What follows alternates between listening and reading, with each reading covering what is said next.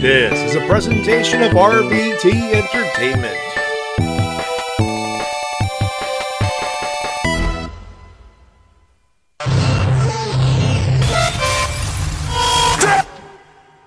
Ladies and gentlemen, this is your main event of the evening. This is Ricky the Dragon Steamboat's cup of coffee in the big time, yeah. Cup of coffee in the big time. We'll go to NXT. I'll go to the CWC. Hell yeah. We'll be at 205 Live.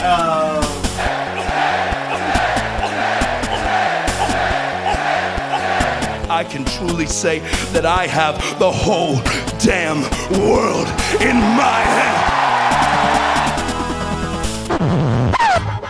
Goodbye and good night.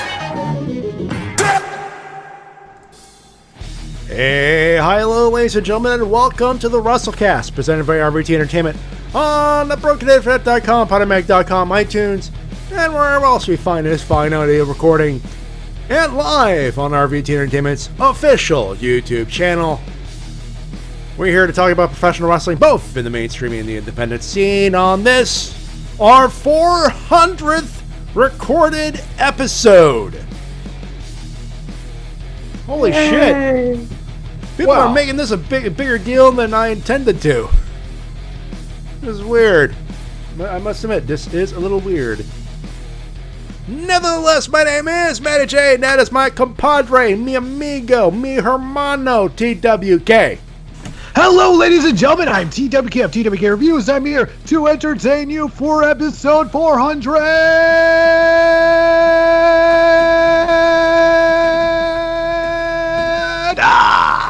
Happy 10th anniversary, by the way. Thank you. I'm not the only one celebrating a big milestone. This is nice. Yeah, 10 years of internet videos. Goddamn. The time, where is she gone? Yeah, this is the whore.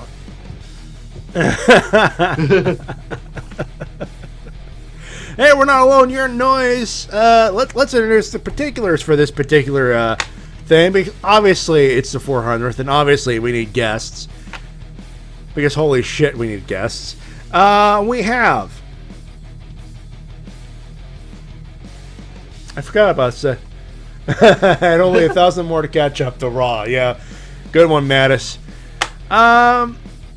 Let's introduce the first guy. He wanted to be on this show for the longest time. My compadre over the Warhammer thingamabob, and of course, any other podcast we do, of course, Mikshel. Howdy, guys. Happy 400th. Thank you very much. Thank you very much. Gracias. Yeah. And of course, the other guy that wanted to join us in on this one. I mean, he's been here since near the very beginning of this show. So, It's only appropriate that we have that dude in the straw hat himself, Shintigercurl. Hey guys, Shintigercurl here. That dude in the straw hat, and glad to be here for the 400th episode of the Wrestle-Cast. Unfortunately, I didn't bring a gift for you guys. You've given us the gift of Shintigercurl, and we will bring it in, man. Yeah, but I really wish I could bring you something. If only I had something. Did someone say a gift? Hey! Jinder Mahal! Jinder Mahal! Jinder Mahal! Do not worry, my friend. The modern day Maharaja has something for you. Here, burgers for everyone. Hey! Yay! Nice. Hey. I was wondering where we got those burgers. We got burgers for supper. I was wondering where we got those. Very nice, paid sir. For by Bobbert.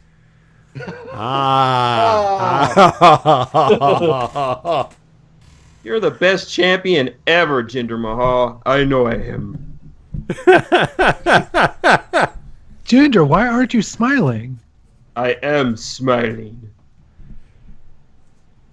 Are you sure? Because it looks like you're trying to take a shit. I cannot tell because I've merely inherited my father's face. Bad News Brown's epic gas face. Oh. Anyways, a lot happened this week. A lot happened, and we forgot that we thought that we were going to have a regular show, no pay-per-view, and then Money in the Bank snuck up on us. No, it snuck up on you. I was fully aware of Money in the Bank. Me too. Yep. Fair enough. First, we thought it was going to be, whatever. It happens. So, we have Money in the Bank in the third segment. Of course, we have your news and stuff and things in the first, including this, our clip of the week, which you would think would be the last few moments of a Broadway brought to you by New Japan Pro Wrestling. Yes, I mean Broadway as in the terminology for a 60-minute time limit draw. We will get to that. Holy goddamn shit. But it is what happened after. Courtesy, of course, of New Japan, of course, T-Dub. I wholeheartedly agreed on that because I saw that and I'm like, yeah, that has to happen. Ladies and gentlemen, one Cody Runnels challenging Kazuchika Okada for Long Beach. Take a listen. Get out of the way. Get out of the way. Get out of the way. Congratulations! The IWGP champion once again. Oh man, we're kept quiet. No. No, we've heard enough from you, you stooge. I've kept quiet. I've minded my peace. I've watched in awe. New Japan, more like old Japan, because it's the same song and dance. You stay on the island and you're afraid to measure yourself against a goddamn superstar like myself. So there's your challenge for the G1 special in Long Beach, Okada. There's your challenge. And just know, hey. The American Nightmare, shit, can be your nightmare. I'm out of here. Sleep on it, son.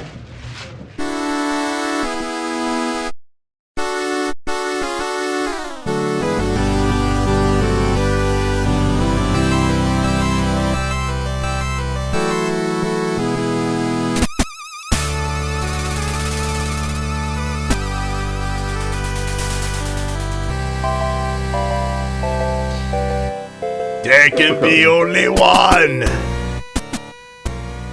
And apparently it was Kazuchika Okada via a 60-minute draw. And yes, that was Princess of the Universe. I wanted to use another one bites the dust and then Epiphany, you know what I mean? It's much more appropriate for the king of sports, if you know what I mean. Betty. Yep. Yes? Yes, someone say? Someone say anything? We're good? Alright. We're good. I think the only way we could begin this news part of the program is by the thing that happened on Sunday morning / evening, depending on where you are. Dominion in Osaka-jo Hall, June 11, 2017. 60-minute time limit draw. Actually, there's a few things that happened. There was a lumberjack match. Minoru Suzuki retained. And by the way, when that match was happening, I noticed, hey, where's Tai Chi? He can't win the match without Tai Chi. Without Tai Chi, he's going to lose. And he was going to lose. And then out comes Tai Chi to save the day. Oh, he did. Yep. But, it was a 16:05. I could go over the whole card, and there are a few things, trust me.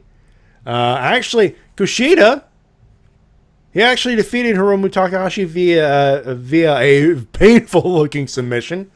It was a hoverboard lock. Ingo Bernabé lost by submission. Yeah, first time on that one, too. Huh. In fact, every title change was done by submission with the exception of the heavyweight tag belts. Yeah. For those wondering, let's see. What are we doing? The only the two champions Number open weight 6-man tag titles. They were kept on the Los Ingobernables trio. The junior heavyweight tag title matches. Nick and Matt, the Young Bucks, sharpshooter. Heavyweight tag. It was Tama Tonga picking up the pin via guerrilla warfare. Cody picked up a win against Michael Elgin. What? Big Mike. Oh, good for Big Mike. Also, it's good to see Mike Elgin being athletic as always. Oh, he had a good opponent with Cody Rhodes. That's the perfect opponent to be ultra athletic. We spoke about the junior heavyweight title match. Kushida, he defeated Takahashi. You would think, and the Back to the Future finisher, the small package driver, would have had the win, but no, hoverboard lock, and the way it's like he looked pissed, like he wanted to break that fucker's arm. He had that look on his face, you know. Yep. The number open weight title that's Minoru Suzuki. I feel bad for whoever has to challenge him next. It looks like, based on the way they ended that segment, it might be Yoshihashi. They've been building him up. It'd be perfect. The semi-main was Tanahashi versus Naito. Tanahashi, he beat Naito with a Texas Cloverleaf. And became the Intercontinental Hardcore Champion. I'm sorry, the Intercontinental Champion. The hell? You know, Naito fucked the belt the fuck up. Fuck. He missed her perfect, that son of a bitch. God damn. He did. You should have seen pictures of the goddamn thing. Did somebody forget to give him his daily dose of NyQuil? No. That doesn't sound very tranquilo to me. No, he was like, I don't give a fuck. Here's your belt. Slam. Actually, it's so bad that he broke off the intercontinental part of the belt. Oh. It's that bad. Oh. So I hope they fix it up for Tanahashi, because the state of your belt if you do that. Hiroshi, I wear weaves Tanahashi. Well, it's true. Mr. Perm hair. Mr. Perm, hi kids, I'm Hiroshi Tanahashi. I was in the Kamen Rider movie. I did that accent last week. I did that thing last week, and I'm like, what the fuck was I thinking? I hope he gets shaved bald one day. Oh my god. That would be the ultimate. That would be. I can picture it, because Abby A on Twitter has a photo of what he would look like if he were bald. That is true. I have seen said picture. And in the main event, I don't think I need that in my life right now. Sadly, it is in your life now. And in the main event, Okada Omega 2 time limit draw. They went to Broadway in 2017 in modern pro wrestling with that style. And little known fact, the boys here and we were watching a little bit of CEO because Shintigercurl was watching CEO. They were doing the Tekken 7 Rumble, and which was announced that Kenny Omega would be a participant in. And he did appear, and he seemed in good spirits.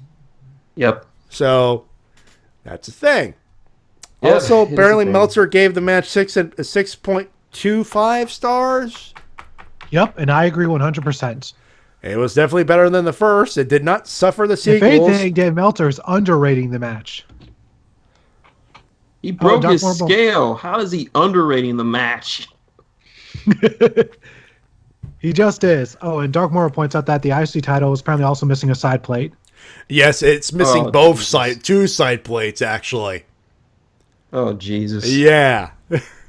State of must the be crying in his suit. Yeah. Let me see. I need to find. There's got to be pictures of that. Anyways, as Matt has pointed out, CEO, they're having their Tekken 7 Royal Rumble, and Kenny Omega is one of the participants, and he got his ass kicked. Did he ever? And he got his ass kicked to fucking Alex Jabali, the TO for CEO. It was literally like, it was best as just pretty much, he had 3 wins to advance, and Kenya lost all 3 in a row. Yeah. With the last one being a perfect. To put it in FGC terms, Kenny got bodied. Yep. Usually he does well these fighting games. Like last year when it came to Street Fighter, him and Austin Creed were pretty competitive. They were. Yeah, well, move on. My heart is breaking. Yeah. Anyways, Dominion, really good show. Go watch it. It's just every match is really good, and the main event needs to be seen. It really, really does, because time limit draws, especially 1 hour time limit draws, aren't that common. Like are extremely rare. Yeah. Like Dave Meltzer in his review point out that it like 10 years ago there was a match that literally went 59-59. For who? Yeah, I can't remember who, but he said I think he said 12 or 13 years ago there was a match that literally ended by pinfall at 59-59. Huh. Yep. I think the last match I ever seen that went Broadway was Roddy Strong versus Davey Richards. Oh yeah, that was the main event of the first pay-per-view, right? Actually, I believe that was. I believe we were in a call with Mildred, and he had brought up. I believe it was that match that he brought up. Yeah, it was Final Battle 2010, I think. And no Dark Murmur, Okada King was not used. Instead, it was Brian Fury. Yeah, check the stream. Here's Tanahashi. This is from, of course, this is from VLC, so I do apologize. You see it missing? There's some side belts missing here, as you can see, obviously. Side belt missing. You can see right there the other side plate missing. Oh my goodness! And there it is. There's the face plate with no Intercontinental title right here. No Intercontinental right there. That looks like some kind of, that looks like a cheap. It looks like a cheap belt that you get from a dollar store or something. I really hope that this doesn't get the stream flagged. And that's where I'm gonna stop it, because yeah. But that's. By the way, for those listening at home on the audio version, I do apologize. The stream. That's why I put the YouTube link up there, folks. BrokenInfinite.com. I put both in there, but. Yeah, that's the state of the championship right now. That's all Naito's work, by the way. Yeah. Goddamn you, NyQuil. NyQuil, we love you, you giant fucking Q.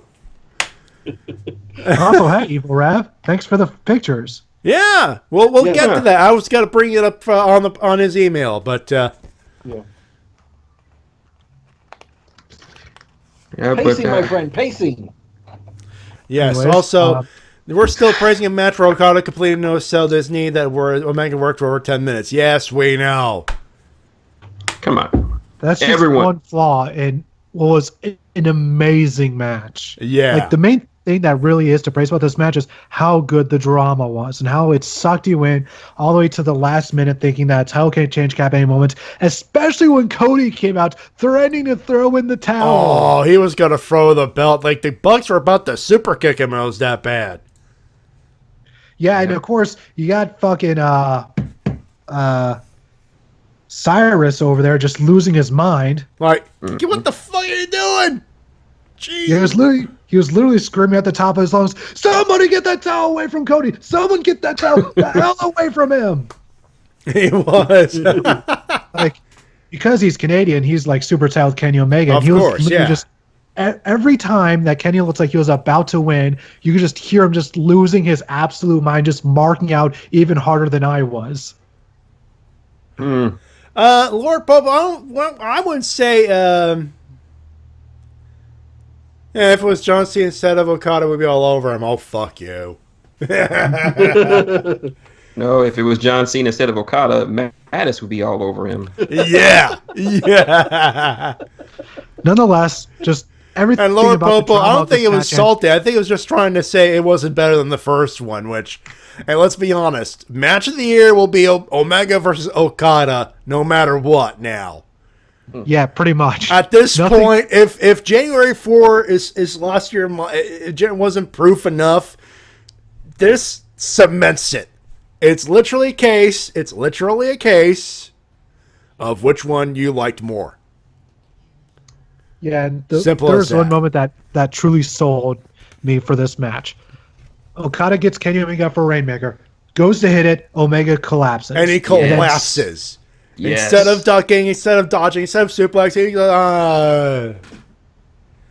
sells that he's so tired. And one thing that also made it is just how much the rest of the Bullet Club were cheering Kenny on at ringside. Like, just, to me, had they done the title change here, it would have been amazing. Mm-hmm. Especially with all the Bullet Club members at ringside celebrating with him. But this still continues the story that Okada is getting tired because he beats Kenny Omega in 45 minutes back in January, but now he could beat him in an hour. He couldn't beat him in an hour, and he did take One-Winged Angel, and his shoulders were down. He just got lucky, got a rope break. Yeah, so the story that the One-Winged Angel is still his kryptonite still stands. Yep. This is perfect storytelling, and Meltzer says it might happen. The number 3 might happen again. Fuck no! Keep that for January 4, 2018. Part of me wants them to keep that for January, but part of me also wants them to do that. I don't know, like, there really isn't any major events after the G1 until January 4th. Ooh, like from the fall on, from the fall onwards, it's mostly just a whole bunch of filler tournaments. Yep, they do. They still have King of Pro Wrestling at not Kirken Hall, but Ryogoku. When's that? I believe September, October. I think. You think they'll do a title change there? It would make sense. I mean, Omega got his mega push starting with G1 Climax. Where was the final of that? Sumo Hall. Ryogoku. But first, as we pointed out in that clip of the week, Okada's G1 going to special. Cody. Okada versus Cody Rhodes. What an age! What an age we live in, man. God damn, that would be a massive feather in Cody's cap if he won the heavyweight belt from Okada of all people. He wins the IWGP and ROH belts, becoming the first ever double champion. This, there's a lot of shit that needs to happen to pull. He still needs to win the ROH belt first. Yeah, but imagine he becomes a double champion though. That'd be like the ultimate fuck you to the WWE. You know what? I could buy it now. Yep. I could totally buy it now. New Japan. They got Nakamura. They lose Nakamura, Gallows Anderson, and AJ Styles. Finn Balor. And ROH, they lose a few of their guys too. Right. They're working together. Oh. Yep. Just all that gold on Cody. Be like, hey guys, you didn't pull the trigger on me, but look at me now. Look at me now. Here's the entire winning promo. Cody, how do you feel after becoming ROH and IWGP Heavyweight Champion at the same time? Fuck the Revival. He says, and of course there's beer. He sips it. Hold on, I got my beverage here. Fuck the Revival. Good night, everybody. Or That's the entire press conference. That's it. Or better yet, people could say, hey Cody, how do you feel that you are now ROH and New Japan World Champion? Guys, I feel awesome. I feel great. In fact, you could dare I say I feel dashing. Whoa! Yeah, only smoke and mirrors. Hey. P.S. Fuck the Revival. Yeah, there you go. Also, Steve Amell. Winner. Yeah.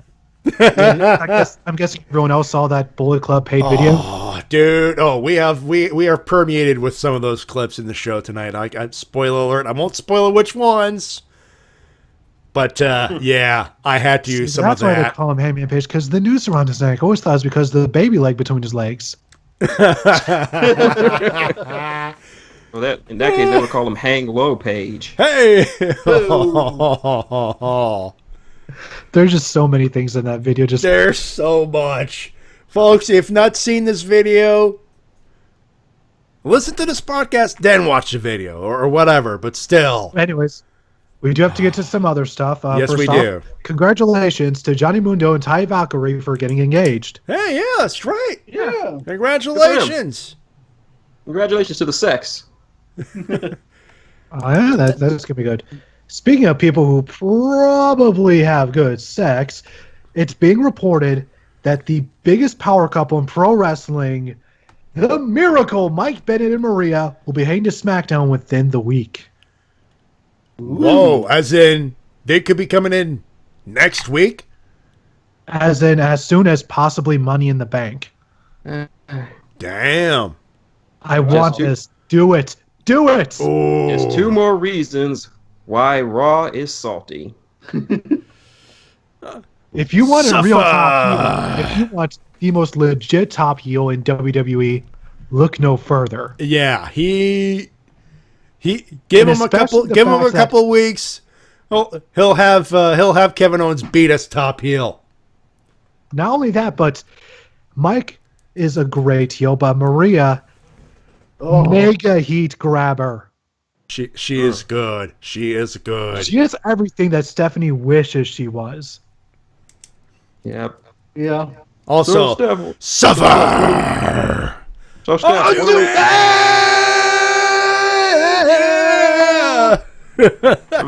so my brother's getting both Mike Bennett and Maria Kanellis. Who are we getting? Cheeseburger. Oh, Hey, Really? cheeseburger's awesome. Why would you do that? Cheeseburger. In the cruiserweight division. Oh, Oh. King of the Cruiserweights versus Cheeseburger. That would actually probably be a good match. That would be a good match, actually. Yep. Cheeseburger wins next week. It's Cheeseburger against Austin Aries. With color commentary by Chris Jericho. Yes. Yes. Hey, The greatest man who ever lived versus Cheeseburger.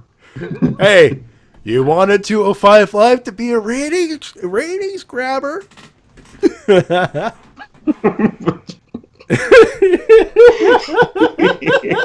And unfortunately, Doc Moore says that if Mike Bennett does show up, he'll probably miss it because he'll be on vacation.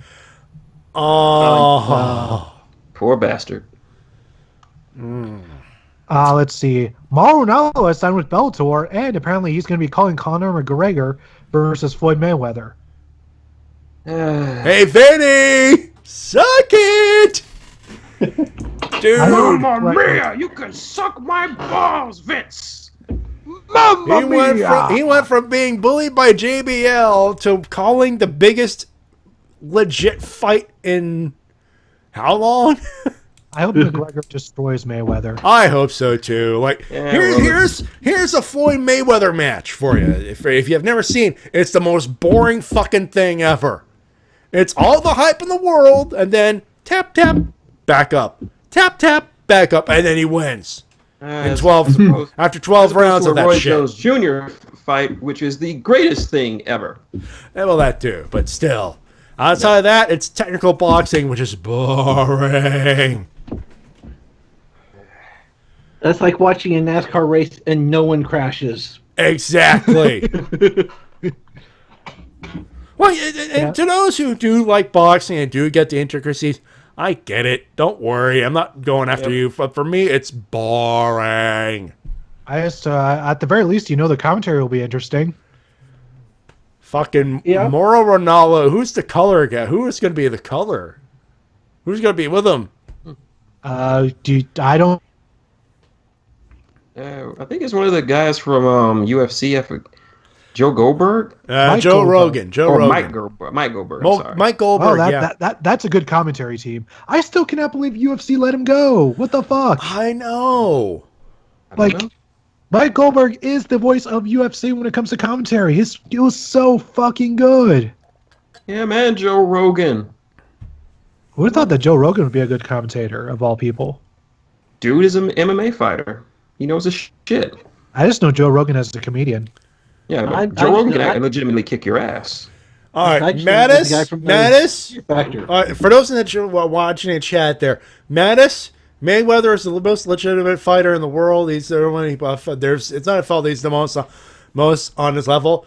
Reverend, I hate boxing, but I hate the outboxers who can't finish a fight. Mayweather's one of them. Yeah, Mayweather wants a real fight. Put his ass in there with Fedor. Let's see how he handles that shit. Hey, McGregor could possibly wreck his shit, folks. I hope so. I really do. McGregor could possibly wreck his shit, but Fedor will definitely wreck his shit. But Fedor's a heavyweight. Fedor's a heavyweight, isn't he? Yeah, Fedor is a heavyweight, and he's kind of out of his prime. He Yeah. can still more than likely wreck We went off the rails real quickly. Let's get back on the rails with something that I'm excited for, and it's the fact that Paige is training for a comeback. Yeah, she is. Saw that Instagram post actually, and yeah. Don't call it her shit back together. You can most certainly call that a callback.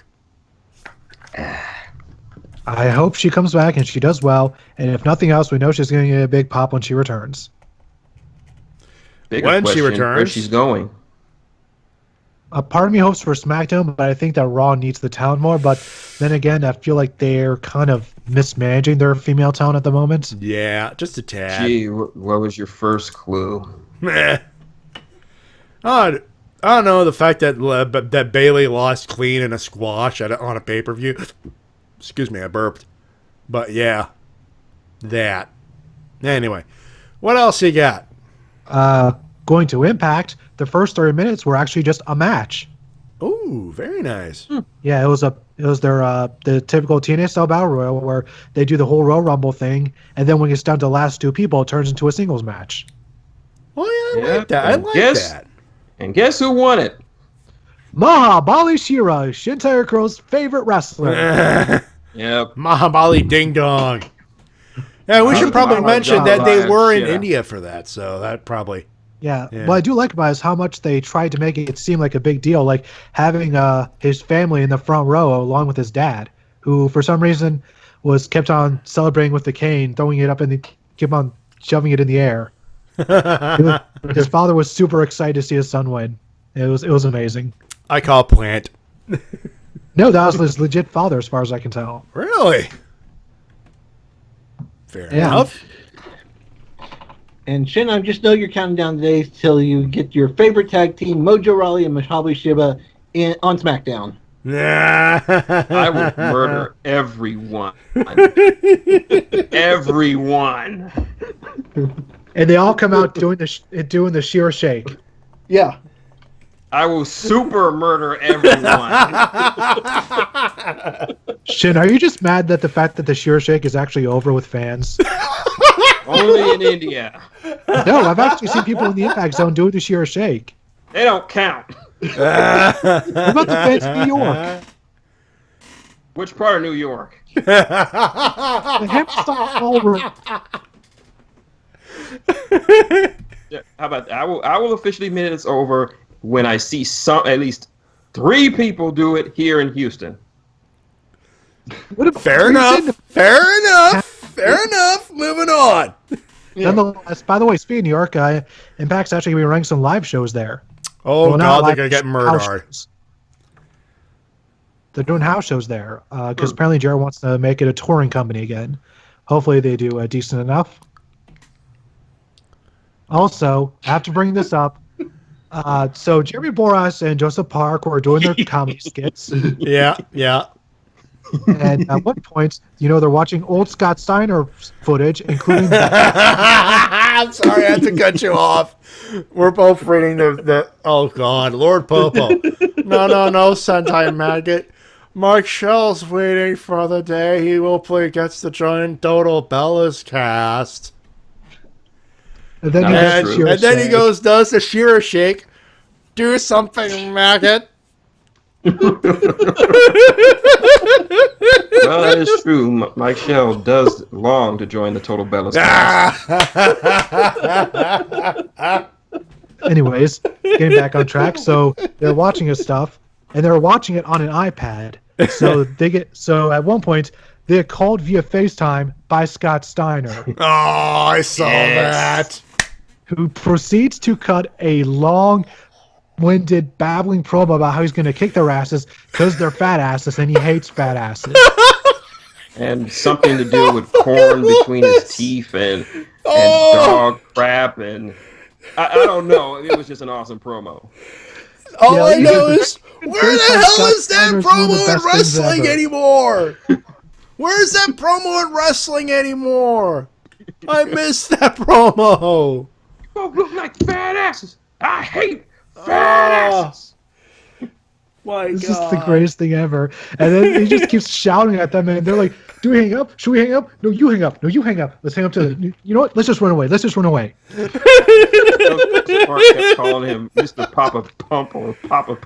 Oh, Please, Mr. Papa God. Pump. Please, Scott. Please, Papa Daddy. Please. I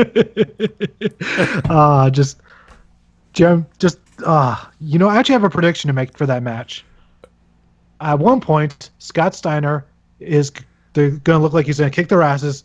Then he just tags in Josh Matthews, gives him a suplex, puts him in a Steiner recliner, and then just leaves him to get his ass kicked by the rest of them. Oh, that would be pain. And apparently, as Scott Steiner says, that the main reason he returned to Impact is because Jarrett now owns it, and that's the reason why, because he likes Jarrett. Okay. Also, in the main event, after many years of never being a champion of anything, Sanjay Deserves Better Dots is the new X Division champion. Well deserved.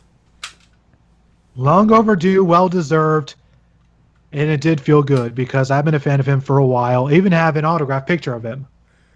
Yep. Dante wanted me to tell you that he was also a big fan of Dutt, mostly because of his name. Dutt?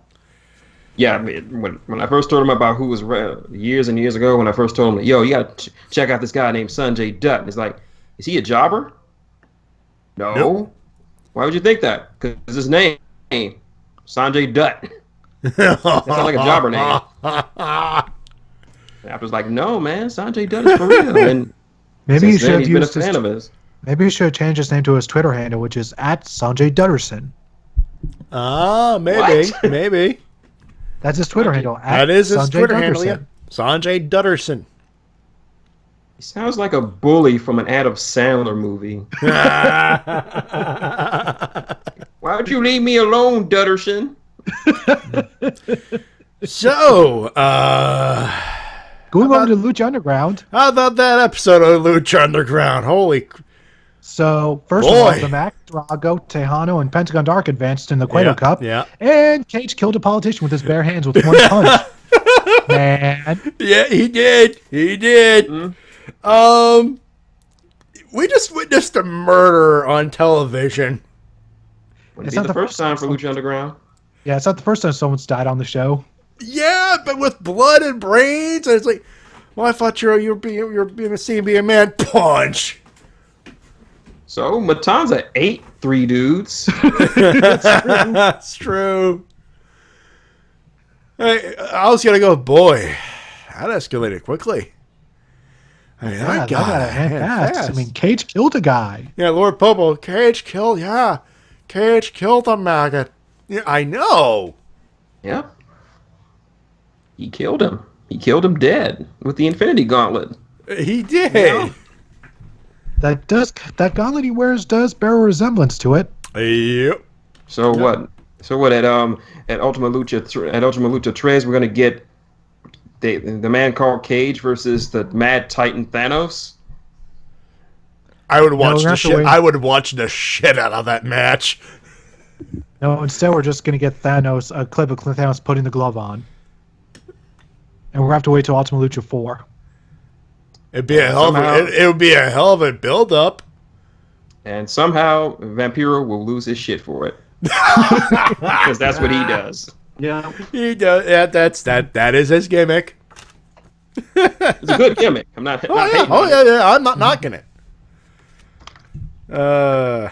Also, in some indie news, Jimmy Havoc won CZW's Tournament of Death this year.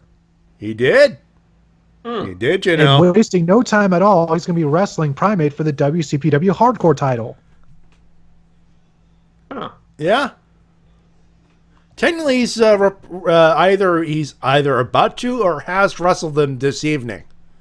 Yeah, so and he just wrestled for the Tournament of Death last week, which once again, I must remind you, ultra-violent death matches. So a week after that, he's going straight to a hardcore match with fucking Primate, who, if you've watched the WCPW Behind the Scenes special, knows that he is easily bustable open.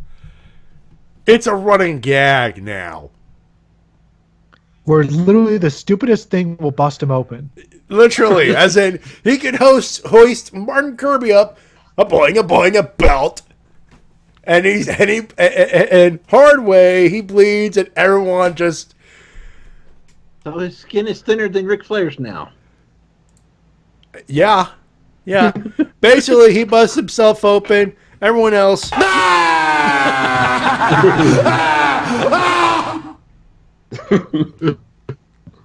Also, one of the things I want to do is go to the shows just to see a stunner party. Oh, God. T-Dub, if we ever get to work for What Culture, even for one night, we have to be a part of that stunner party. I'm pretty sure they'll just throw us in the ring and tell us anyways. Because that's what they did for Hobo Joe. Oh, God, they did. Yeah, apparently, if you watch this, especially you know that he's like, they just started screaming in my head, saying, get in the ring, get in the ring. Then one of the guys came out and they literally just took the camera from him and like, no, you get in the ring right now and give a stunner. And so he did.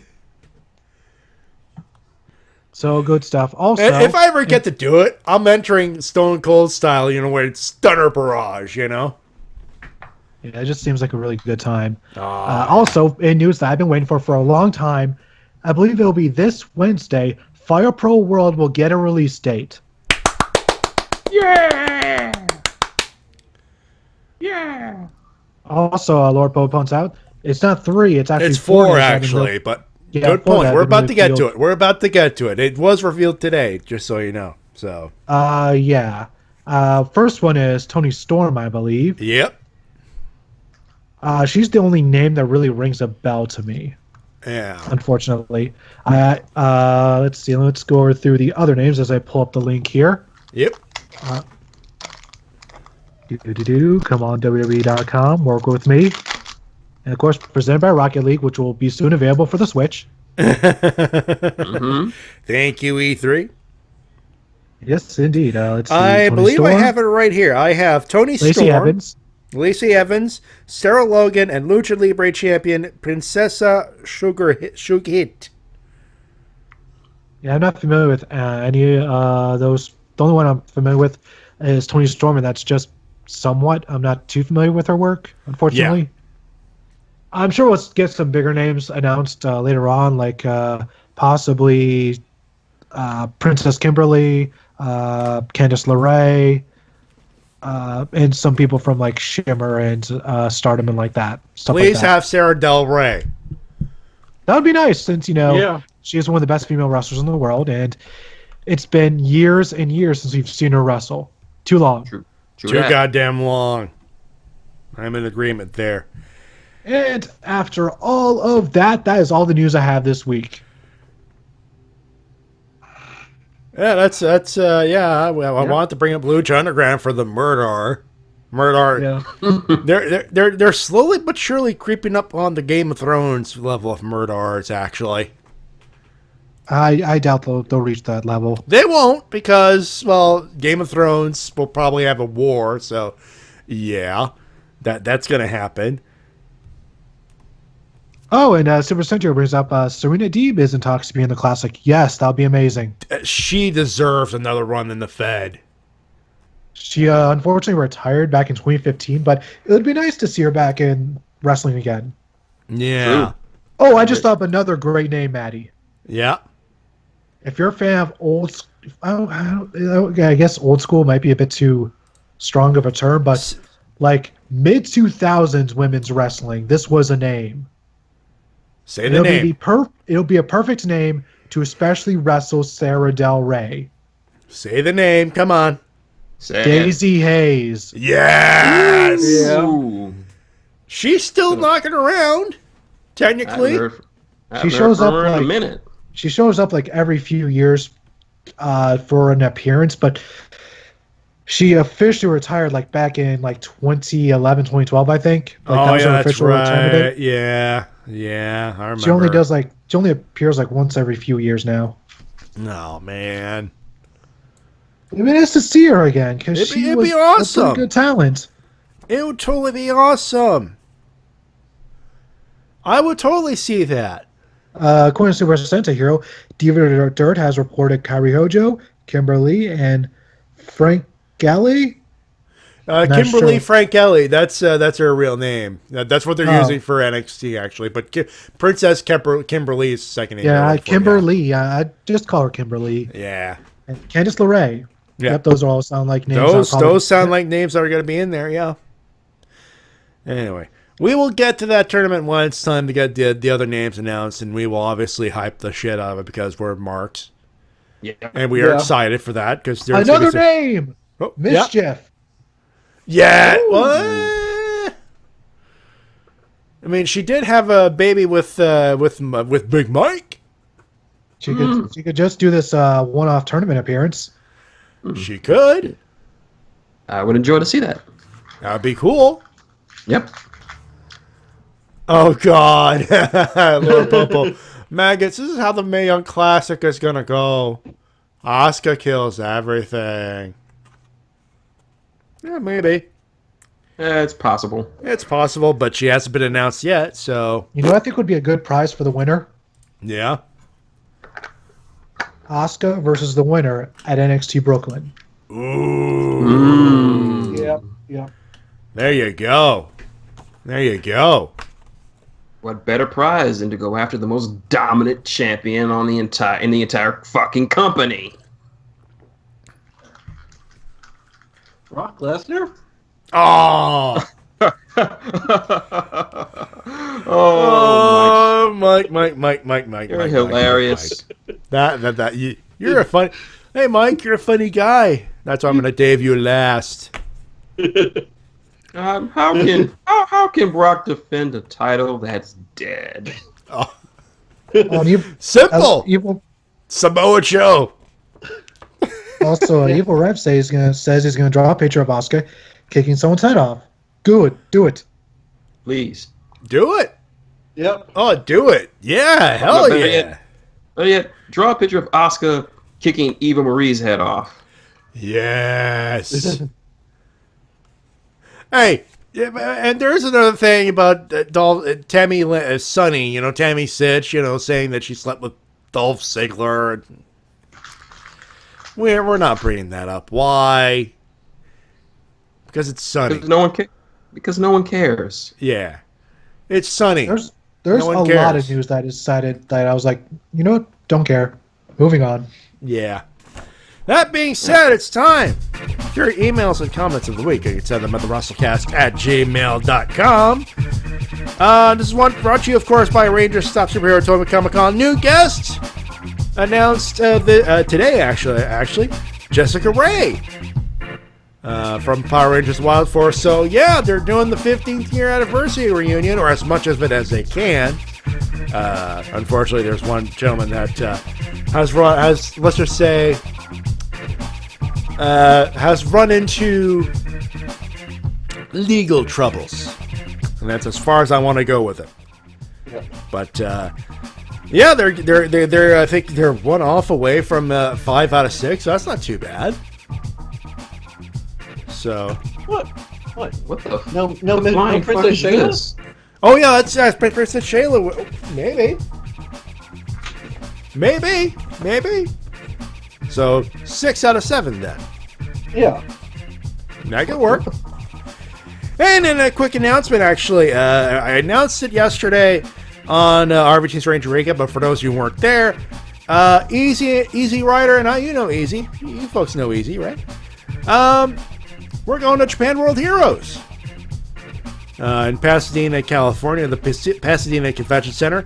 It's August 25th to the 27th. I'll only be there the 26th, which is Saturday, because I'm flying. I'm literally flying Friday afternoon, doing the one day at the convention center, and then back home on Sunday. So, but I will be there. I will be there, and so will Easy, and we'll have a good time. And the plan is to attempt to go to an In-N-Out burger. By the way, Matty, you said it wrong. What? You said it wrong. It's pronounced California. California. Hashtag Last Action Hero. That's true. Oh my God! What did you share with me, Mattis? What? What did he do? A trailer to a new mockumentary for HBO. Oh God! I just got the tag too. What did he do? What did you do, Mattis? Starring Adam Sandberg, Orlando Bloom, John Cena. What? Dolph Lundgren, J.J. Abrams, Lance Armstrong. What? What? Kevin Bacon, Joe Buck. Toward the pharmacy? Oh my. Danny Glover, Jeff Goldblum, Will Forte, James Marsden. Did someone watch? Alicia Rashad? Did someone just watch South? I'm watching a thing. Did someone watch? Seriously, did someone watch Southpaw Regional and said we could do it better? Oh my God. I must watch this. Yeah. You must share it.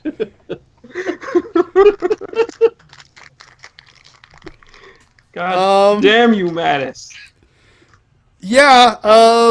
No, he's not getting a day, folks. He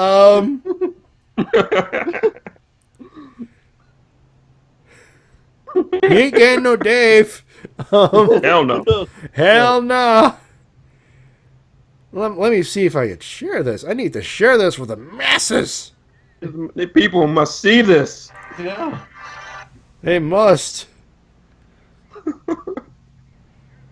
Damn it, I can't share it on the Facebook. I'm on the YouTube. I must share it on Facebook. Anyways, getting on to the second segment. Yeah, let's do that. I already hit the button for that, but Let's move on before we lose our minds. Yeah. Putting the phone away. Oh my God, Mattis, what have you done? We begin with Hairball. Everyone's in Lord Mortimer's office waiting for the arrival of the Maharaja. DM, Dart Mortimer. Rip, is everything ready? Yes, my lord. I've even hidden Roberta's flamethrower so she can't torch the kitchen. The bell. Actually, the bell. I have a bell here. Let me find my secretariat button. That might help a little bit. There we go. Fat boy, what are you waiting there? Get the door. Hairball. Fine. Opens the door, rolls out the red carpet. Greetings, Maharaja, and welcome to the clock tower. General Hall walks in, flanked by goons. Yes, goons. Ginger, you must be the one we call Rip Van Winkle. I have come bearing gifts for you. You know what? Let me see here. I can't do the Maharaja justice. Right, send it to me. That's what I'm thinking, actually. Send it to me. Let me take a crack at it.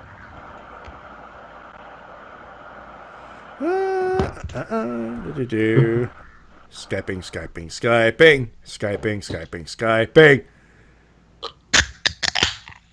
How you doing? And by the way, how you doing, T-Dub? I have a can of vanilla Coke. Very nice. Make that? Oh yeah, they still make that. Yeah. That should be popping up. There we go. All right, I got it. All right. Hey, Dave! Mute your goddamn mic, dude. Trying to set things up. That's it.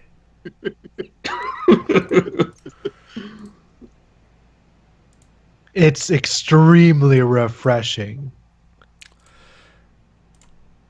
There we go. Been a while since I've done something like that, but Perfect for the 400 show. anyway, let's bring him back in so he can listen to this here. There we go. All right, so the bell rings. Is Tito not? There we go. He's back in.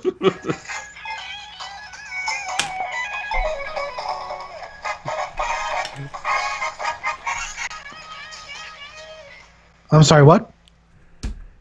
You done? I'm not. Did you just call me Kevin Dunn? Yes! No. Yes, I did! You know, I do not need to stand for this insult. I say, good day, sir! Man, that was wrong, man. That was wrong. That was wrong, but he read it wrong. I said, are you done? And he said, no, you're... And he read it as Kevin Dunn.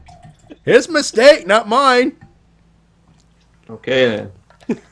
Just remind you, calling someone Kevin Dunn is like a racial slur in like 200 countries. Oh, I know. I am indeed aware. Wait, did he leave the... Anyway. Let's add him back in, for God's sake. He got... What the fuck? He went offline. Ah, damn. He's actually offline. Ah. All right.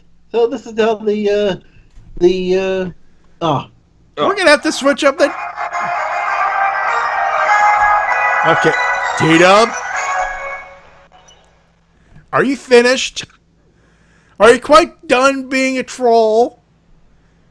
Because we're set up here. You know, we're trying to read a funny thing with Jinder Mahal, with Shintigercurl as Jinder Mahal's voice. Thank you. Fine, I'll put the switch down for now. Good boy. Anyway. Bad. God damn it. Anyway, let's take it from the top. Here we go. All right. Fat boy, what are you doing here? Get the door. Fairball says, fine. Opens the door and rolls out the red carpet. Rip. Getting Maharaja. Greetings, Maharaja, and welcome to the clock tower. Jinder walks in, flanked by goons. Yes, goons. You must be the one they call Rip Van Winkle. I have come bearing gifts for you all. Please, come outside. Come. Everyone walks outside. Rip, I have heard legends say that you are the most feared musket wielder of all time, yes? For you, I have brought an assortment of every imaginable configuration. He points to a large crate, and of course drools. Rip drools. Oh, praise the Maharaja! Yes. Reverend, your exploits in Twisted Metal Black are legend. And I bring you a new hearse with headlight machine guns, double autocannon on the roof, armor to the hilt, and rear grenade droppers. Raven goes, yes. Roberta, since you like to burn stuff, I have brought you a brand new and bigger flamethrower. Roberta grabs it and lights Russo on fire. And DM goes, and mine? Ah, yes, I have heard you of one of the most finest mahogany furniture collections in the world. I present to you a desk as large as the one, twice as large as the one currently in your office.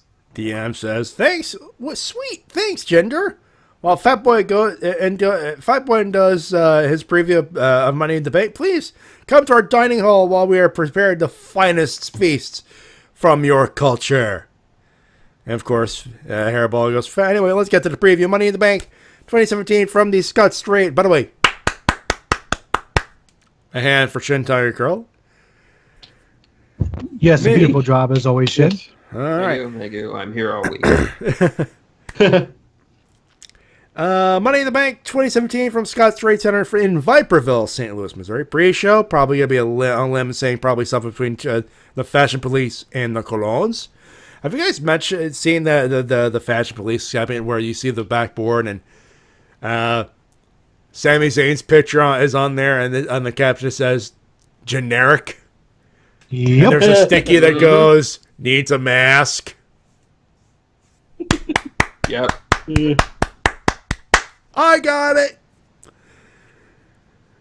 Main roster, no particular fucking order. SmackDown Women's title, Glow versus Lana. Well, this should be interesting. Something I don't see them giving it to Lana in their first major match, but then again, they have done that. They have done that before. Carlito, anyone? Winner, Naomi. Carlito. I spit in the face of people that don't want to be cool. Winner, Naomi. He's not calling a cash-in. Female Money in the Bank ladder match. Whoa versus Crazy Cat Girl versus Lady Superfly versus Carmella with a chinless fuck. If you want this, if you think this is going to mirror any past Money in the Bank match, you're sadly mistaken. Yes, they'll take some risks, but I'm expecting something similar to the ladies' Hell in the Cell. I expect better. That's your expectations might be a little too low here. But hey, you know what? Lower bar to clear. You know what? Sometimes that's all it takes. Winner, I'd be happy with whoever, except for Carmella, if only for chin's worth. Tag titles for you. D's Nuts from the Kona Stowe versus the New Day. This should be another good one. Part of me thinks New Day doesn't win them yet, but winners and new SmackDown Live WWE World Tag Team Champions.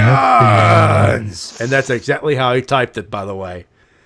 Because New Day rocks. New Day rocks. Did we ever get those New Day socks? Oh my! Someone check that. Check the shop. Yeah, but shop. What about the New Day clock? Oh, New Day clock. New Day clocks.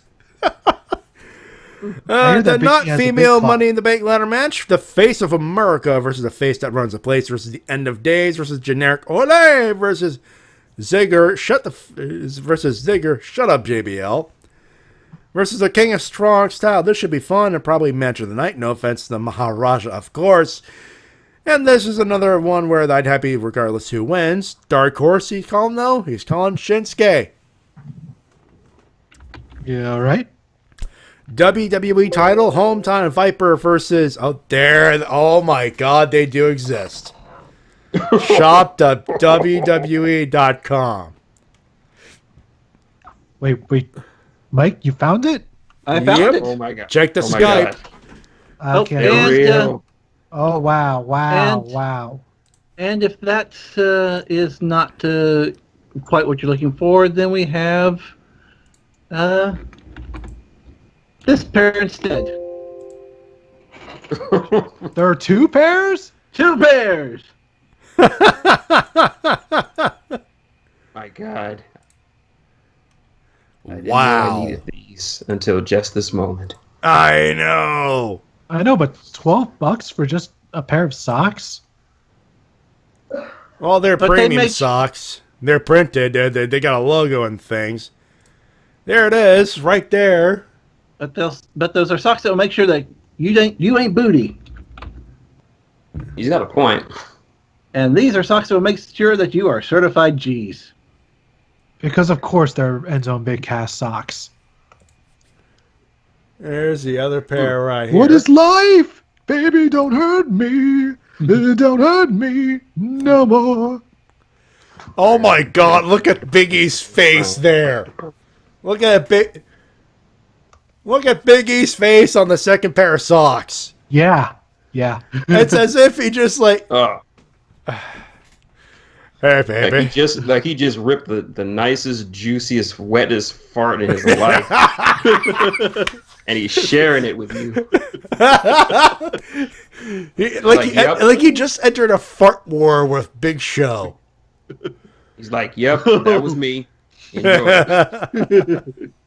That's a little bit too positive. All right, here's the End Zone cast for those wondering. There they are. More reasons to come to our live show. Yeah, right there. Enjoy that. Look upon it. Anyway, on to the thing. Modern Viper versus the modern day Maharaja. What can I say? I've gone behind Jinder with this.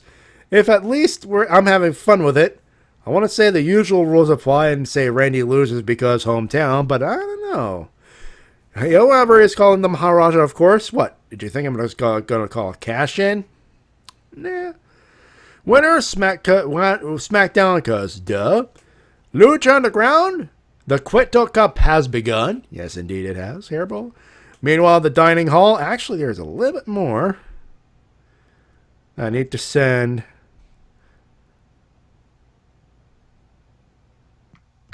Shintigercurl, and I need to go over here and go over here, and Okay. there's a little bit left. Okay. Just a tad. Phrasing. That's not a phrasing. It can be. There we go. I hope you are all pleased with these gifts. This feast was definitely a feast fit for the modern day Maharaja. Now, if you excuse me, I must depart for St. Louis. And Orton comes with an RKO out of nowhere. Rip. Oh. Fuck.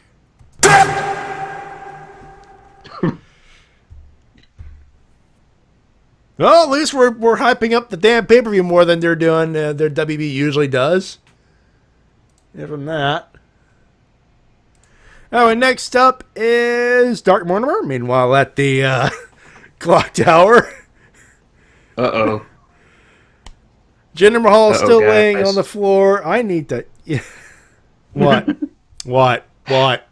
Okay, I'm not watching the stream, but according to one of my boys, Woods is there. Wow. Yeah. We better get a rematch. We must have a rematch. All I can think is oh, shit!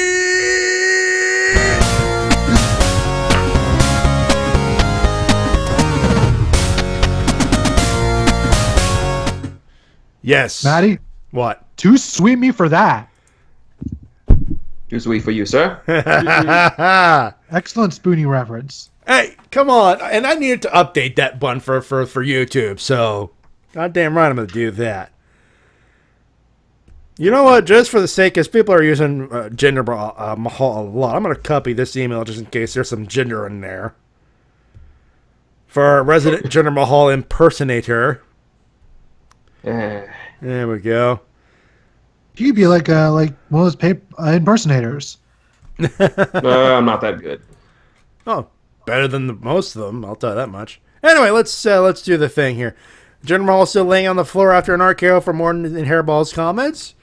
So yes, there's continuity in these things. Red Van Winkle, fourth wall breaking within another fourth wall. That's like 8 walls breaking. Actually, Rip, the actual math is it's like 16 walls. Wait, fourth wall break inside of another fourth wall break. That's like 16 walls. Deadpool. Moving on. Deadpool. Anyway, Mortimer. I need something to wake him up. Oh, no, I'm recording. What? There's a war. Hello, random child. Live, everybody! Live, everybody! Be right back in a minute, fellas. Oh, God. Scooter the cat, hold on, I got this. Oh, fuck. We're going to have to start this without my... Actually, all it is Jinder Mahal going, ah! Now Mortimer goes, thanks, Scooter. Scooter Cat, no problem. Going back to watching Dahlia's Midnight Nightmares. Raven, and that, ladies and gentlemen, was a Fallen Society and Dysfunctional Friends crossover. Yeah. Rip Van Winkle, more fourth walls breaking. Roberta, I thought I bought the first aid. Mortimer, well, since Roberta's patching Jinder up, I'll get to the Money in the Bank predictions. Heat in the at the bank kickoff show. Insert random match here. Winner faces. Oh man, after my own heart. Money in the Bank plays Money Talks by AC/DC. Money Talks. Ba-na, ba-na, ba, ba-na-na-na-na. Come on, listen to the Money Talks. SmackDown's Women's Championship. I'm on versus Anal. Oh. He looks at the prompter. He goes, Rip Van Winkle. Look at their names. They were asking for it. Oh. Okay, what did I miss? Turns out. Well, the one part from Jinder Mahal is him going screaming. Ah, that's pretty much what it was. Oh. Also, you missed moaning and anal. Yeah, he's going SmackDown Women's Championship. I'm on versus Anal. Looks at the prompter. Looks at Rip. Rip goes, look at their names. They were asking for it. Wrong. I know. And it just reminds me that my town spelled backwards is a slut. Oh. So your town is a slut? Tulsa. Yep. Tulsa. Huh. Yep. Yep. Moving on. Yes, moving right along. Winner, he's calling Naomi to win. Dallas Cowboys tag team titles. Dollar store discount NWA. Wow. Wow. Just for that, you don't get a big go. What? Just for that, he doesn't get a big go. Versus new DLC for Final Fantasy. He's calling the Usos to retain. Women's Money in the Bank ladder match. Michael Jackson's Moonwalker versus daughter of a murder fly. Oh, I mean murder fly. Versus the Queen of Hearts versus the Nature Girl versus Steampunk Warrior Princess versus a Bloodhound and Musketeer. Rip Van Winkle. After all, me and Roberta did qualify to be in this match. Winner, if not Rip or Roberta, then Natalia. That's an interesting call. Classic Money in the Bank ladder match: the Phenomenal One versus the Lone Wolf versus Nikki versus the Face of America versus the King of Strong Style versus Ole. He's calling Baron Corbin to get the briefcase. World Championship match: the modern day Maharaja versus the man who RKO's his own damn son. I've seen that Instagram. Jinder Mahal. Actually, winner, Jinder Mahal. And actually, there's a little bit with Jinder Mahal in there. Where is that talking cat at now? How dare he disrespect the modern day Maharaja? Dr. Mortimer goes, trust me, Jinder, that's a fight you cannot win. He has beaten Joe Rogan and broken his ankle. However, I will help you defeat Randy Orton. You will? How? Mortimer, in order to defeat... Hold on, I lost it. In order to defeat the Viper Randy Orton, and solidify yourself as a main eventer, you must defeat the RKO. Defeat the RK. Gets hit with a diamond cutter from Mortimer. Mortimer, looks like you need to make a trip to the hyperbolic time chamber that Mr. Popo have given me as a gift. Roberta goes, looks at the camera, run.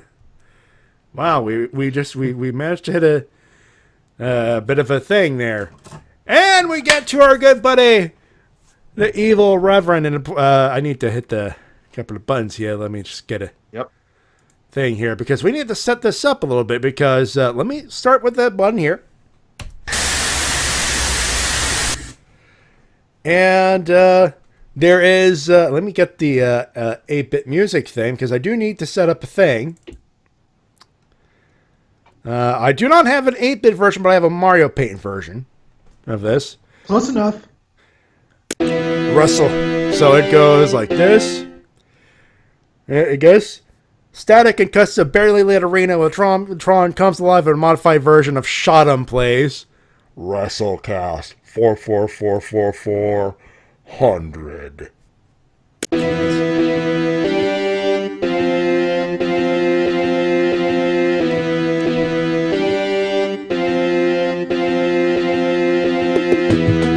I got a human, I told him after death.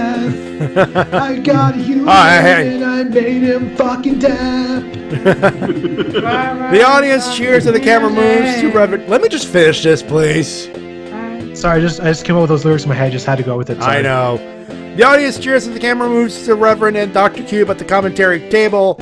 Reverend, well, goddamn, guys, 400 episodes and you show no signs of slowing. By the way, there is a thing that goes along with it. Let me put this on for you. There it is. Courtesy of Evil Reverend for you folks watching the YouTube thing. Thank you so much, Evil Rev. That's you are fucking awesome. amazing. You are awesome. Reverend, well, goddamn, guys, 400 episodes, you show no signs of slowing, and we're going to have celebratory gorilla show here to celebrate and at an undisclosed location. Dr. Cube, quite a show we have, everyone, but first, plenty of thoughts on this week's wrestling. But since we'll try to keep it short, since it's likely to be a long episode, and yeah, fair enough. And for those wondering, yes, he did indeed make a t-shirt for us. Look at that. Yep. Look at that logo. We got our own BizCliz parody shirt, everybody. Well, it's not a shirt per se. At least not officially yet. Not officially. It's a logo. But goddamn it, I want to make that into a shirt and wear the shit out of it. It has nothing to do with Matty's unusually spiky hair in that pic. I know. Anime, I guess. I guess that was the influence. Anime. The new Animat.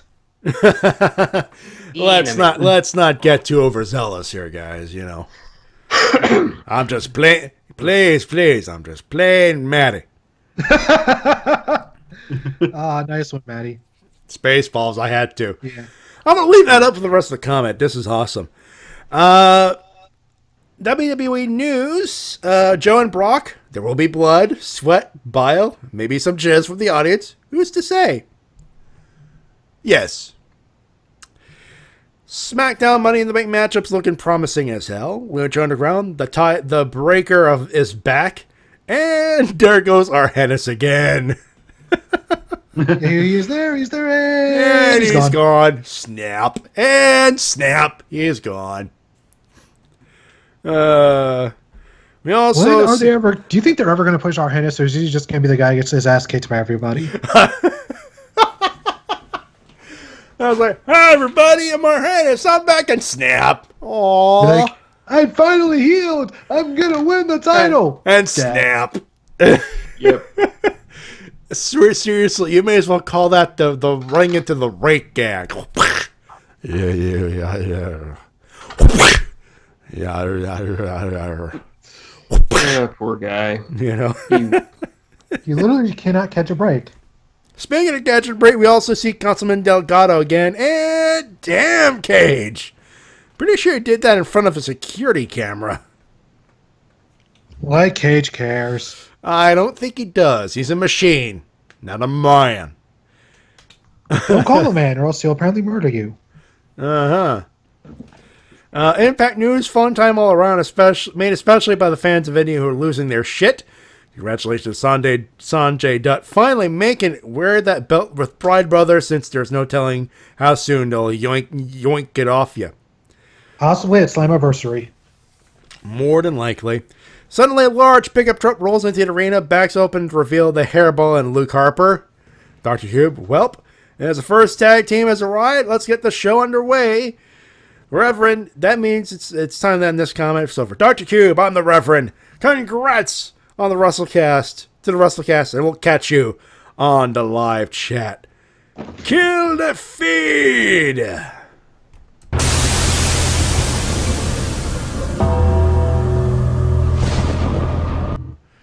And we keep moving, everybody. We keep moving into LPH is next.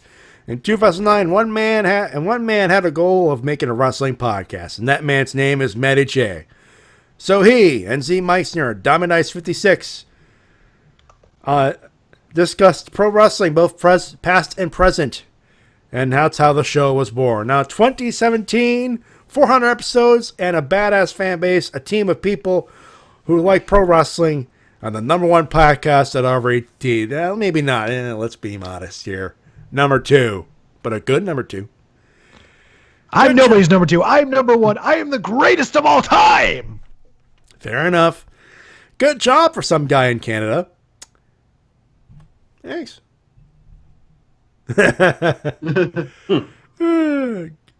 And now for the news. Well, Dolph did have sex with Sunny. You sad. And in Japan, 6 stars, part 2. I love this show. E3, well, buy the fucking Nintendo Switch now. And now Money in the Bank, my picks to win are Jinder Mahal, Lana, Corbin, and Nikki Bella.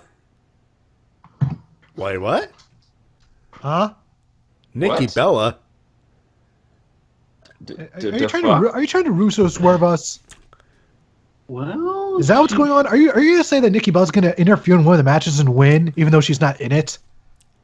She still is not retired. She hasn't retired. Shut up, Mike. Anyway, let's throw some logic into this and god damn it, what am I doing with this? But technically, she hasn't retired, and technically, they only have 5 people. No. They can throw a fucking swerve in there. No, god damn it. No. God damn it. And Vince is listening. If this happens, I will find you and I will shave your eyebrows. Well, you can't shave my head. That's already gone. That's why I'm going for your eyebrows. That's a good idea. Someone give me John Cena's number quick. I want Nikki Bella in this match. Now, I believe, T-Dub, what you're looking for is I will find you and I will Dave you. I'm going to Dave you really hard. Do you hear me? I'm going to Dave you. I'm going to keep Daving you, and I don't know when I'll stop. God damn it, T-Dub. I warned you. What? All I said was I'm going to Dave him really hard. You had to use that voice. What voice? You know damn well what voice. I didn't do any voice. All I said is that I'm Mike Shell. I will find you. I will shave your eyebrows, and then I will Dave you. You still use that voice. What voice? You know what voice I'm talking about. Don't. Shit, are you on drugs again? Okay, break it up, you two. Jesus Christ. My winners this week, Matty, TWK, Diamond Ice 56. Z Meixner, Rappo, Enigma, The Shades, and everyone who are fans of the Wrestle-Cast. Losers? Shrug. So that's it. Have fun in LA, Matty, and happy 10 years, TWK, and happy 400th episode, guys. Thank you. And finally, ladies and gentlemen, J-Dub? About to say, can I join you in on this one? Ooh.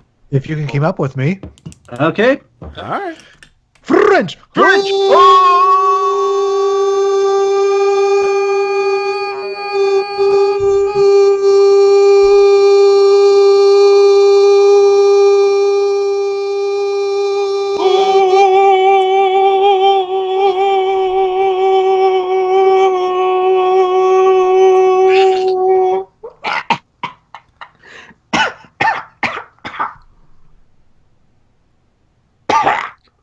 You okay there?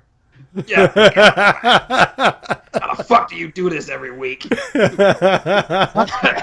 Long practicing. Yeah, that's a lot of practice. And being an Alberto Del Rio, Mark. My lungs was singing a lot of heavy metal songs for over 15 years. Ah. No wonder. Need some cranberry juice. By the way, you're supposed to say Taku. Ooh, Dark Mortimer gave me 35 seconds. Nice. Yeah, very nice. Also, I gotta do this.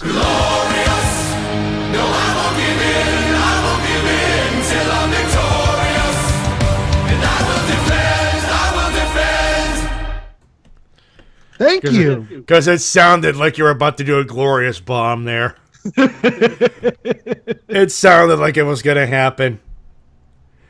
Well, back from work, he says, and I'm dead tired. I'm still what's going on in wrestling. It's mostly wrestling recaps. Then again, Raw and SmackDown were pretty much borderline boring outside of NXT and Lucha Underground. Top it all off, we have a pay-per-view this Sunday. My puny brain. Anywho, time to recap that network special. Money in the Bank. I swear if they don't change the theme songs for this year, I'll take a shot of flamed tequila. After a lackluster go-home show, do I expect it to be good? I don't know. But we'll see. Kickoff show, Hype Bros versus Card Salesman. Yeah.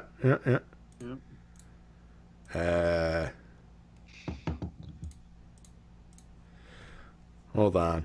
Did I move? Yeah, I lost it for a second. Sorry about that, guys. When did you ever have it? The tablet's old, folks. Give it a second. There we go. Yeah, right. Good to see Zack Ryder back after that leg injury. Said that it was just a scene in a pre-show match against the Los Colons. Either way, either they win or Ryder turns heel on Mojo. I do expect that. SmackDown Live Women's Title, Rave Party versus Ballroom Dance. I gotta dig Lana's new persona. Miles better than Emelina. But when you've got a wrestling crowd chanting, "We want Rusev," there's a problem.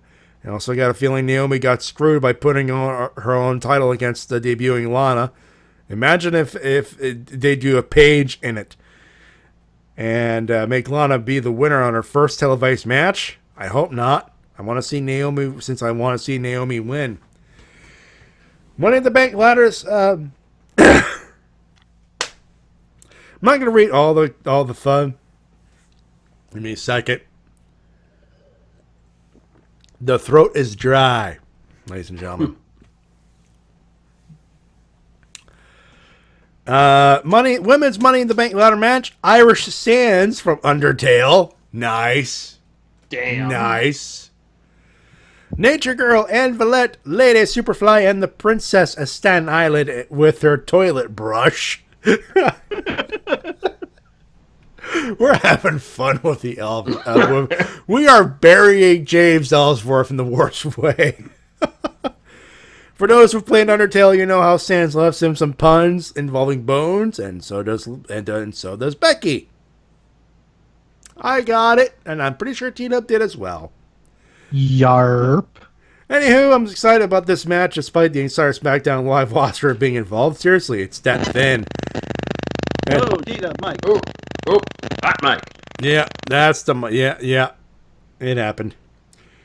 I'm excited about this match, and you can expect some crash and burn, especially with James Ellsworth involved. As for the winner, I say Tamina. Yeah, let's give her a chance since she's never held a title once in her career, and for those bringing in the trial of her late father, you can go to hell. SmackDown Live Tag Title, New Day versus These Nuts. Got him. Got him. Sorry. All right. Sad that the Fashion Police is back to square one, so they can make room for the New Day. And to be honest, they don't need to get the belts for the Usos. So for one, they have already made history being the longest tag champs. For two, it's pretty much put over that the Usos are as a good heel tag team. World title match, Maharaja versus Out of Nowhere. So now, Jenner is no longer the I Hate Americans guy. which is a nice change. But I'm pretty sure it'll come back when he'll face the returning John Cena on July 4th. Hashtag because America. So Jinder will retain. Yeah. So Jinder will retain thanks to interference from the Bollywood Boys. Enough said. Money in the Bank ladder match: the face of America versus the face that runs the camp. Versus the face that runs the open road. Versus he deserves better. Versus Nikki versus the King of Strong Style. Now the fun part.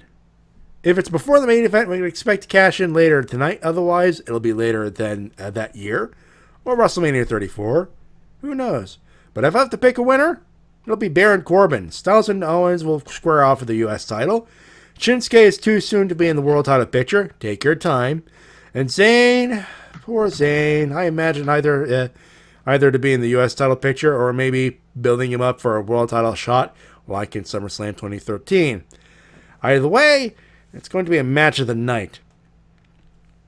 Winners, John Morrison and Taya Valkyrie, officially engaged. Congratulations to both of them. This week's Lucha Underground, the debut of the Cueto Cup with advancing to the second round, Willie Mack, Tejano, Drago, and the returning Pentagon Dark. I cannot imagine the rest of the tournament. Funny you mentioned that, actually. Because they did share... I was waiting for someone to mention that. They did indeed share the entire bracket.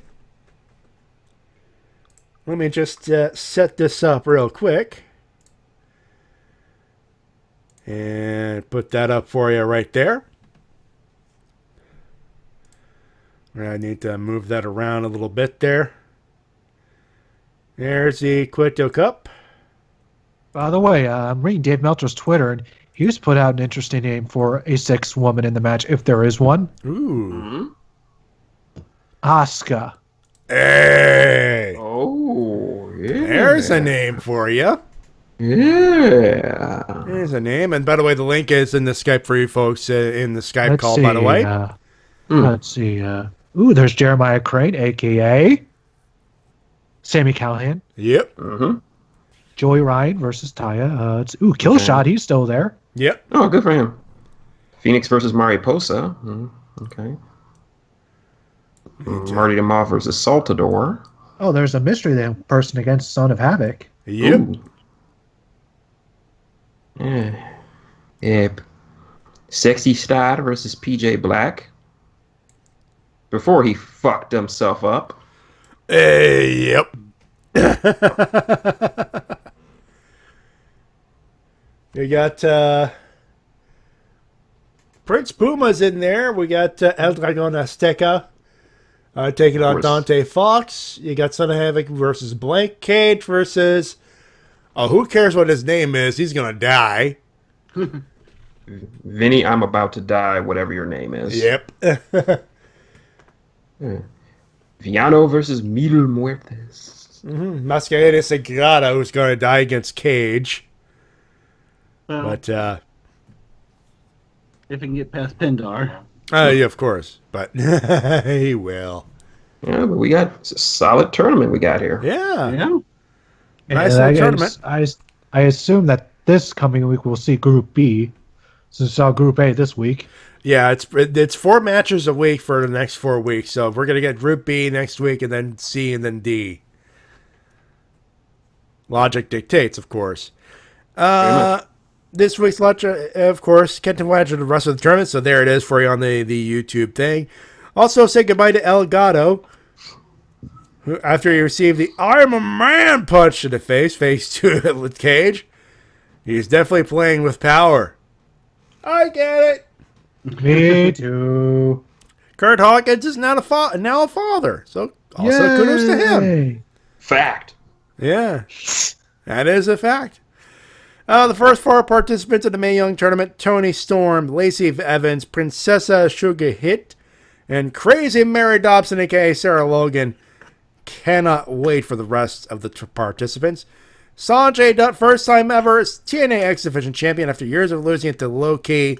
He finally beat him in his home country. Congratulations to you. Losers, SmackDown Live Go Home show. On Raw, at least you had the clash between Joe and Lesnar, which was kick-ass, but here it was meh. Roman Reigns, for one, he had a bad month of wrestler training. He had a bad month of wrestler training. In fact, Roman never wanted to be a pro wrestler in the first place. Second, he called his critics dumbass marks. Roman, the reason why you're on top is because of someone's sexual fetish towards big sweaty men. Also, somebody mentioned Roman Reigns. Hi, Braun. Hi, Braun. How you doing? How's the elbow? Elbows are gonna be okay for when I beat up Roman Reigns again. Good luck with that, buddy. Tell him you're not finished with him yet. He really likes that. Yeah, and then I'll tell him I'm not finished with him after that. There you go. There you go. Love the spunk on that guy, I'm telling you. Anyway.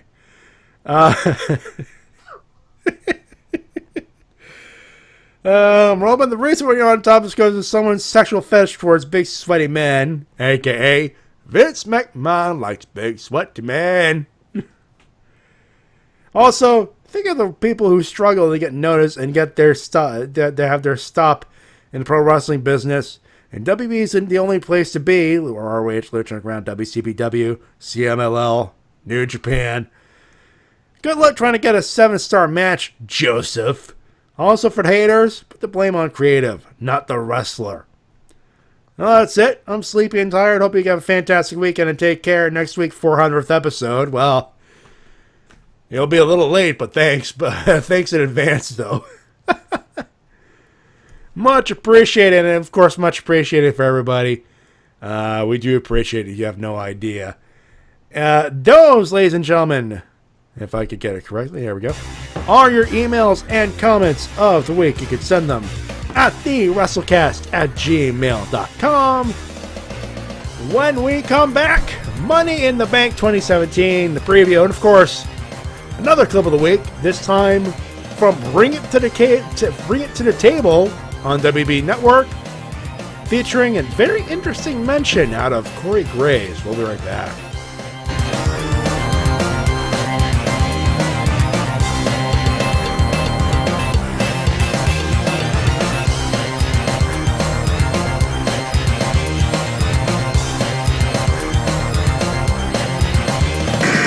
And now a word from our sponsors.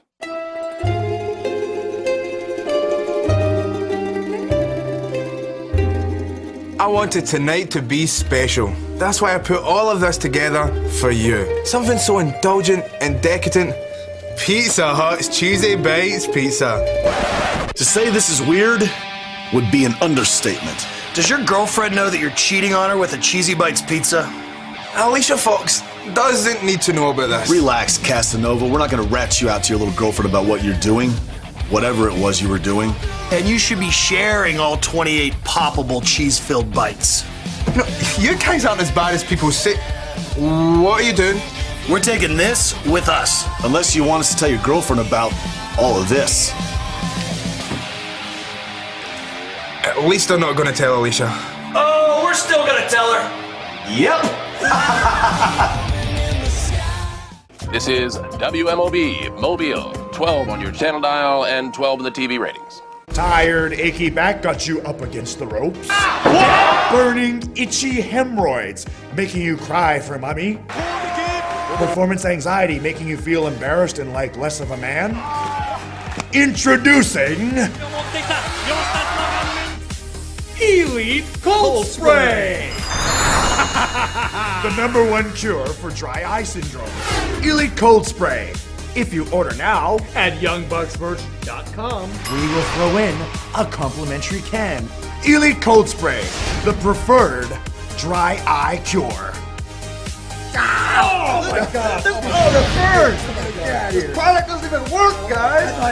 It pisses me off. It pisses me off. Who even planned this whole thing?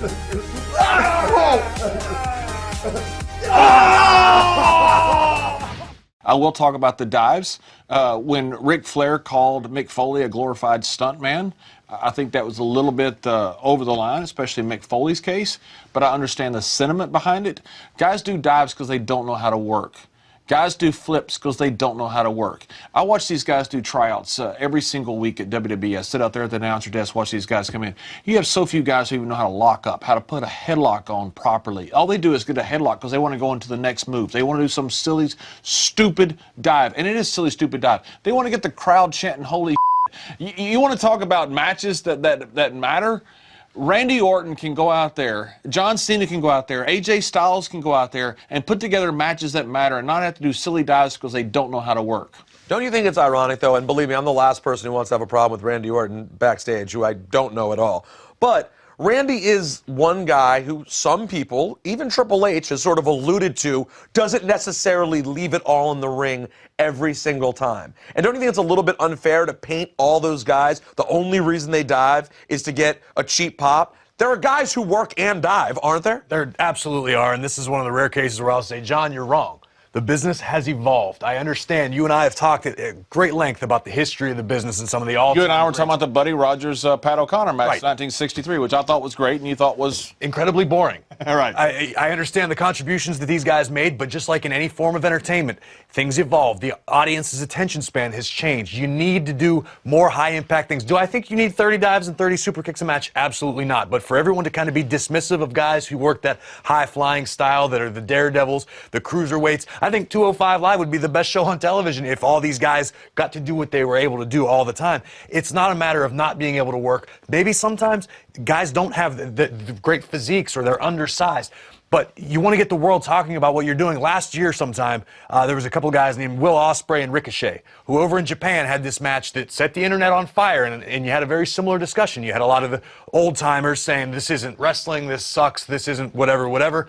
The fact is, those guys want to get noticed. They want to get their name out on a grand stage, and it worked. Do I think that match would work in WWE? Not necessarily, but those are two incredibly talented guys who deserve to be recognized for what they can do, and I think the business is evolving. It's changing. John Cena goes to the top rope. Does he have to dive? No, but guess who does? Roman Reigns dives from time to time. I've seen Undertaker do it. That doesn't mean they can't work. They're the greatest of all time. It's a situational thing. Sometimes it's overdone, but you look at baseball. What's the big argument with baseball right now? Tossing the bat. It's too slow. Right. It's too slow of a game. The game's been around for generations, and now current day fans can't dedicate 3 hours to watch. And they want to see players hit a home run and toss their bat and celebrate. But you can watch a 3-hour NFL game. You can watch a 3-hour NBA game. You can't watch 3 hours of highlights, okay? And this Will Ospreay, look, that match was fantastic. Can they put 100,000 people in Cowboys Stadium? Can they put 2 million people or are approaching 2 million people on the WWE Network? I'm not sure they can. And most of these indie guys, I'm not making fun of guys working hard. I'm making fun of guys for working stupid because I think they're doing stuff like that to compensate for the fact that they have not had the ability to learn how to work. All right, well, and I think it hurts the business. You watch these matches. I watch these matches every night sitting at ringside. You watch some of these guys that on our roster that'll do flip after flip after flip, dive after dive after dive. There's nothing there. You let somebody get out there and put a masterpiece together like Cena and AJ Styles does, the place is rocking.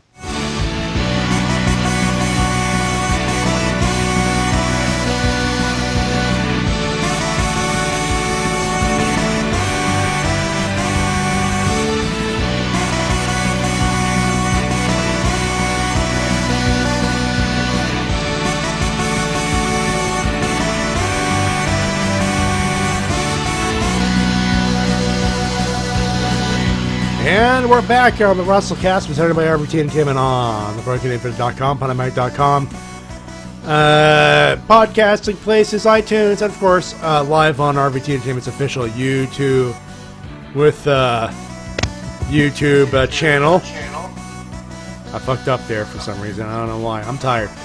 Matty Jay and TWK, of course, our guest Mikshel and Shintigercurl, and yes, we're the Rebel, yeah. She wants more. And yeah, Ricochet. Mo. Yeah, Ricochet and Ospreay getting a mention on the WWE dime. That's how good that match was last year. Yes, and thank you, Corey, for standing up for indie wrestling. Yeah. And Corey just proved the point. They got noticed. They got mentioned on the WWE programming by JBL. Actually, Corey Graves was the mention. I know Corey Graves brought him up, but JBL said that JBL mentioned him too. So they did the job. They're getting noticed. There you go. So yeah, get noticed with these skills that you have, and where the skills that people like Will Ospreay, Ricochet, the Young Bucks, what can they do? Put on a highlight reel. That's what they do. That's what got Sabu noticed in the 90s. And here's the thing about the Young Bucks. They have gotten better with age. They are good in the ring, too. They could put up a competent match.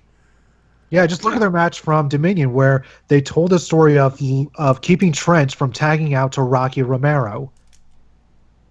And because of that, they were able to pick him off little by little and make him tap out. Mm-hmm. And look at Okada Omega. That had a lot of dives in it, but it still told an epic-ass story. There you go. But you can complain all you want about how Dave Meltzer may have overrated the match, but you cannot say that was not a good match. There you go. Mm-hmm. Yep. Anyway, I had heard that on Monday, and I had to use this. This is A, for the mention, and B, great arguments from both men. JBL had a great point, too. So, something for your noggin. Yes, JBL does not deserve to have a job anymore, but he still has good points, folks. All right, now let's get down to brass tacks. Yeah, let's take care of business, shall we, gentlemen? Money in the Bank. Theme song Money in the Bank by Jim Johnston. Nuts. But anyway, SmackDown branded only pay-per-view, but from the Scott Trade Center in This is the first time ever that Money in the Bank is brand exclusive. Like, not only for the match, but a completely, like, they used to do, like, 2 Money in the Bank ladder matches, like one for Raw, one for SmackDown, but this is the first time they only had one branded ladder match, like, period. Like, yeah, we're getting 2 ladder matches, one for the men, one for the women, but this really is the first time they've ever gone this extreme with it. Yeah. So this is something to know. It is notable. And Road Dogg said on Twitter that no, you cannot cross brands with these briefcases. So they're SmackDown only. Yeah, that's good. Leaves you wondering what they're going to do with the Raw side, but then again, you remember Bork Laser. But Yep. How can you cash in anytime when the belt isn't there anytime? Yeah. Well, I guess you could like go to his ranch or something. No, he'll shoot you. Yeah. No, he'll suplex you, then he'll suplex you, and then he'll shoot you. No, he doesn't shoot when he hunts. He literally just runs up to the animal and tears them apart with his bare teeth. No, he has to shoot them now. No, the United States had to censor him. That was too brutal, so he had to be more humane and just shoot them.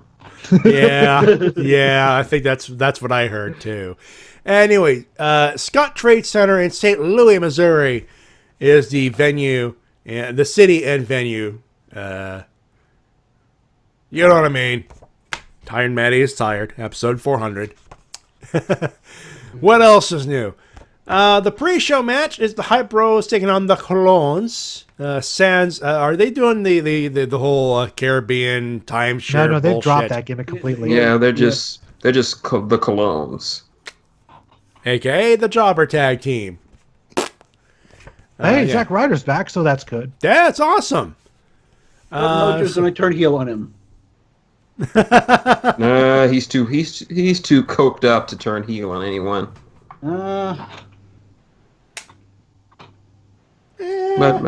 But honestly, I could see Zack turning on him. Yeah, I can actually see that myself, actually. Especially the way he was dressed on Tuesday. He was. There's that hint, or maybe it's a red herring. You don't know. Main card proper. They start on the wiki. They have Naomi taking on Lana for the SmackDown Women's Championship. I could see them giving Lana the belt. Sadly, I could see that too. It's the land of opportunity, my friend. Yep. If the Maharaja can be champ, maybe Lana. Maybe Lana. I hope that she's got some good wrestling skills. That's the only hope we can have for this one. Please let those 2 years be good for her. If she's been slops in the ring, don't give her that belt.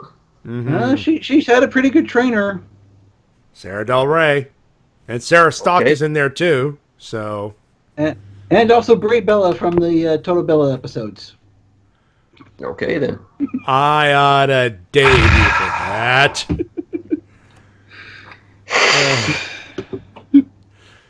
All right, next up, Money in the Bank women's ladder match. Winner gets a shot at the SmackDown Women's Championship anytime, any place for up to 1 year. The participants, Becky, look at my goggles, Becky, Lynch.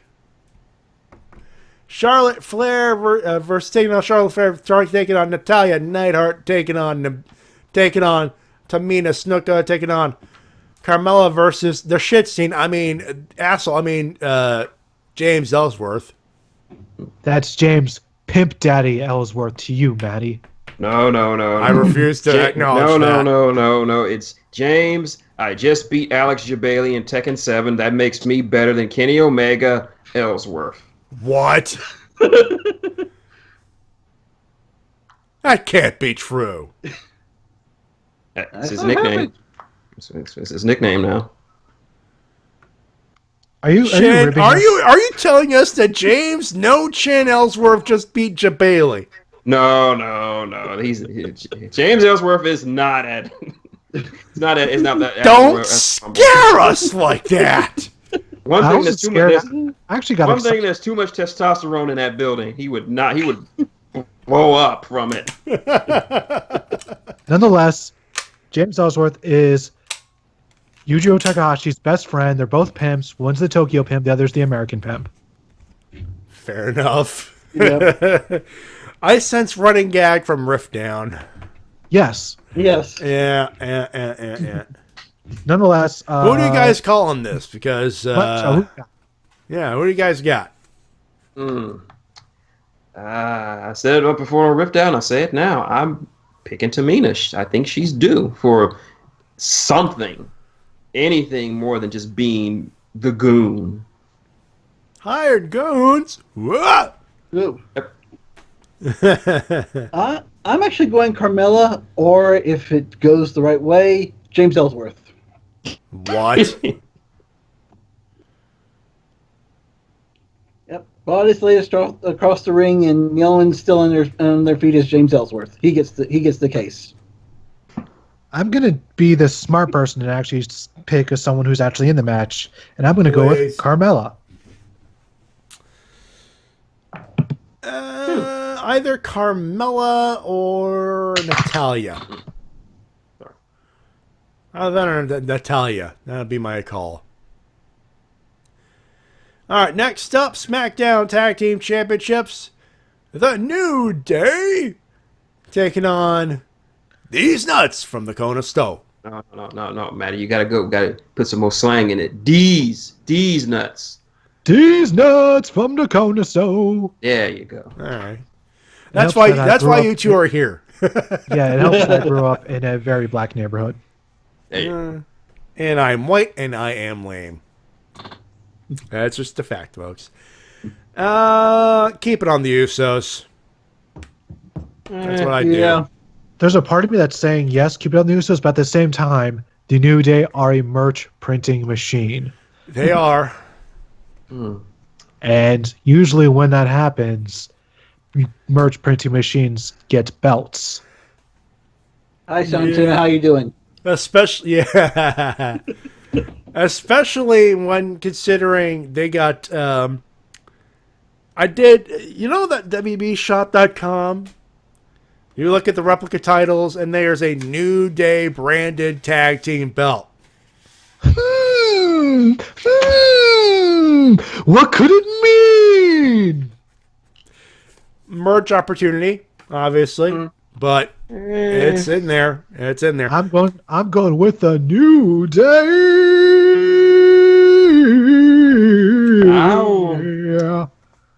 only go New Day if and only if they drop the belts to the Fashion Police. Really? I am not going to argue that. Yeah. Because the promos alone between these two would be worth it. We got a little taste of it last week. Yeah. The promos with each other were awesome. Promos against each other, oh man. Yeah, I could definitely see the Fashion Police cracking down hard on their fashion crimes. Yep. Yep. And they might actually bring out some old pictures of Kofi back when he was still from Jamaica. Oh, God. Or Xavier Woods when he still had that afro. Yeah. And that Or weird Big look E. with the glasses, when they first formed the New Day, and we thought it was going to be like the Nation of Domination 2.0. Mm. He had a cross between, what was that guy's name? Clarence something. Clarence Mason. Mason. A cross between Clarence Mason and there's another one in there. Or they could go even longer and show some pictures of a guy named Consequences Creed. Ooh. I don't think they have the legal rights to do that. Hey, if they could put generic under fucking Sami Zayn's picture, they can do something with Consequences Creed. Yeah. Fair being fair here. Hey, Devil. Oh, is he in the... Well, yeah, Devil Pogo Stick, one of our regulars in the Ripdown chat. Yeah, Hey. my homeboy. Yeah. Hello, sir. We're usually off air by the time this airs. Welcome aboard. Let's finish the show here. Money in the Bank ladder match. A winner to receive a WB Championship opportunity anytime for the upcoming year. The participants, my boy, my eternal boy. I don't care if he's won a belt or not. He's still my goddamn boy. Kevin Owens taking on versus AJ Styles versus Baron Corbin versus Sammy El Generico Zayn versus Dolph Ziggler versus Shinsuke Nakamura. Well, one of the emails said Dark Horse Nakamura. I don't know. I mean, if you want to go long game, he could win and you could have him wait. Here's the thing. Nakamura grabbed the briefcase on SmackDown. Yeah. Yeah. That's usually an indication of don't keep your hopes too high here, Who has anyone ever won Money in the Bank after grabbing the briefcase on the Go Home show? Not to my recollection. Very rarely to my recollection. Yeah. This is actually pretty tough. I mean, there's a lot of routes they could go. Here's the thing about this particular match. Usually there's one or two people we could totally think. This one, there are 3 you people have six legitimate and very good ideas here. It's literally the case of which direction do you want to go. There are 3 people I want to see win, either Zayn, Corbin, or Owens. That would be my 3 as well. Corbin's been needing a big win, and he's still doing very well. Sammy needs a fucking win stat. He's been getting some good wins, especially on SmackDown, where he got the win in the tag match. Yeah, very good finish at that. True enough, and every time with this shit, fucking Windows, man. Devil is right. With SmackDown, they say fuck your expectations. Yeah.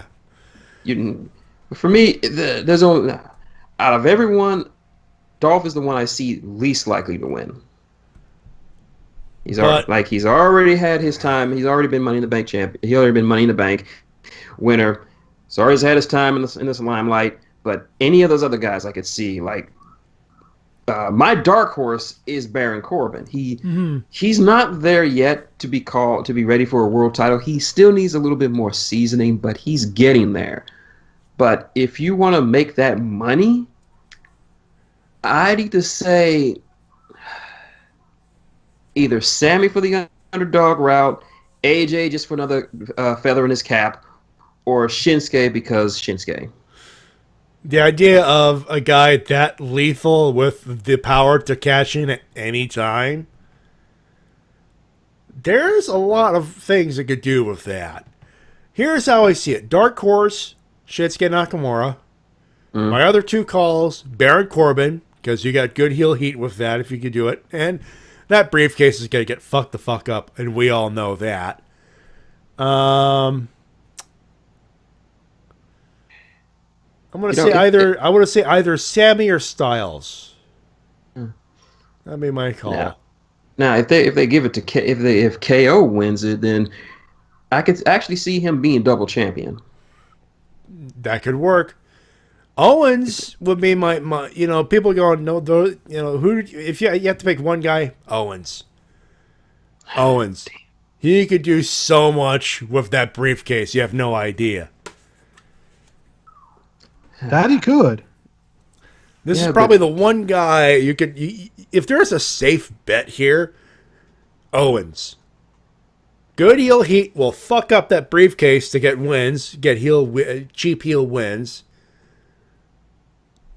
And the thought of my boy winning the big one, winning the belt, the championship, and makes me happy in my head place. And he only be the second person in the history of this match to win the belt while being a champion. The first being The Miz. That is true. Yep. But U.S. title too. U.S. title too. Yeah. But if AJ wins, he'd be the first man to win Money in the Bank, also having won the X Division, won Ultimate X, and King of the Mountain. That's No one's ever done that before. I also agree with what Devil says here. All I can say is don't make any of the Mr./Miss Money in the Bank have a similar position like Sandow. Poor bastard. Yeah, I think that. I think, but here's the thing. I think with in the case of both matches, they do that. They will have fucked up Royal. This is SmackDown. Sure. This is SmackDown. They will not fuck up that badly. They will experiment, but they will not fuck up. If this was Raw, fuck yes, I'd agree. But SmackDown, land of opportunity. Mm-hmm. That being said, gentlemen, are we done? Have we all called our stuff? There's still one more match. There's still one more match. One more match. Jinder Mahal with the Singh brothers taking on Randall Keith Orton for the WWE Championship. That is the projected main event for Wikipedia, but the way the pay-per-view can go, you don't know. Colin Mahal on this one. Didn't think I was going to do that a month ago, but I have to say, man, the guy looks legit. I agree. It would be nice to see him get at least a decent run, at least up until SummerSlam. Yeah. Would be nice. Look at it like this. Hairball was hating on Jinder from the moment he won the belt. Now look at him. Yeah. He is singing the praises of Jinder Mahal. And considering how much shit they have put behind this guy, he needs to win this. They're building himself to be something special, and he is taking the belt and he is running with it he's taking it and he's running with it. And guess what, folks? It works. Yeah. It fucking works. They're throwing shit at the wall, and it's working. He does not need to be a transitional champion. No. If transitional, make it to SummerSlam. Yeah, just make it. Have him defend it like this time and maybe one other time. Then have him drop it to somebody at SummerSlam. Yeah, I'd be happy with that. But for now, Jinder needs to hold the belt. Do we really need another title reign with Orton? Really? Hell no. No. Mike, are you in agreement? What say you?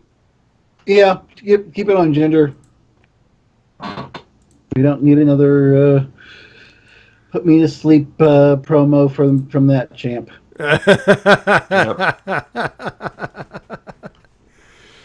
Fair enough. Fair enough. And Double Pogo Stick is in agreement with us. Very nice. Yeah, keep him for a big 4. Yeah, that just makes a lot of sense.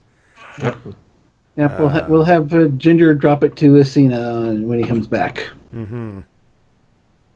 But not on 4th of July. Not on 4th of July, for God's sakes. Or better yet, have Ginger defend at SummerSlam, and whoever wins the Money in the Bank, cash it in on him then. Hey, that could work. That could work. It just all depends on. I got the perfect scenario. John Cena challenges for the title, but just barely loses at SummerSlam. And then, in a fit of rage, he's like, you know what? You guys screwed me out of the title. So he beats up the Singh brothers. So then there's nobody left to defend Jinder. And then, all of a sudden, let's go! And they're in Brooklyn. Imagine the pop if they do that. Yep. Sami Zayn just races to the ring. Haluva kick. 1, 2, 2.9. Picks him up. Brainbuster. 1, 2, 3. Oh, there you go. Mm-hmm. Or, Kevin Owens comes out. Package power drive stick, poor guy. Yeah, then Kevin Owens just package power drive Sammy as he's celebrating. Because Sammy can never have anything good for too long. Nope. It's like, I finally achieved my dream. Kevin Owens is like, that's a nice dream you have there. It'd be a shame if somebody package pile drove it. No. What are you doing? Pile drive. And,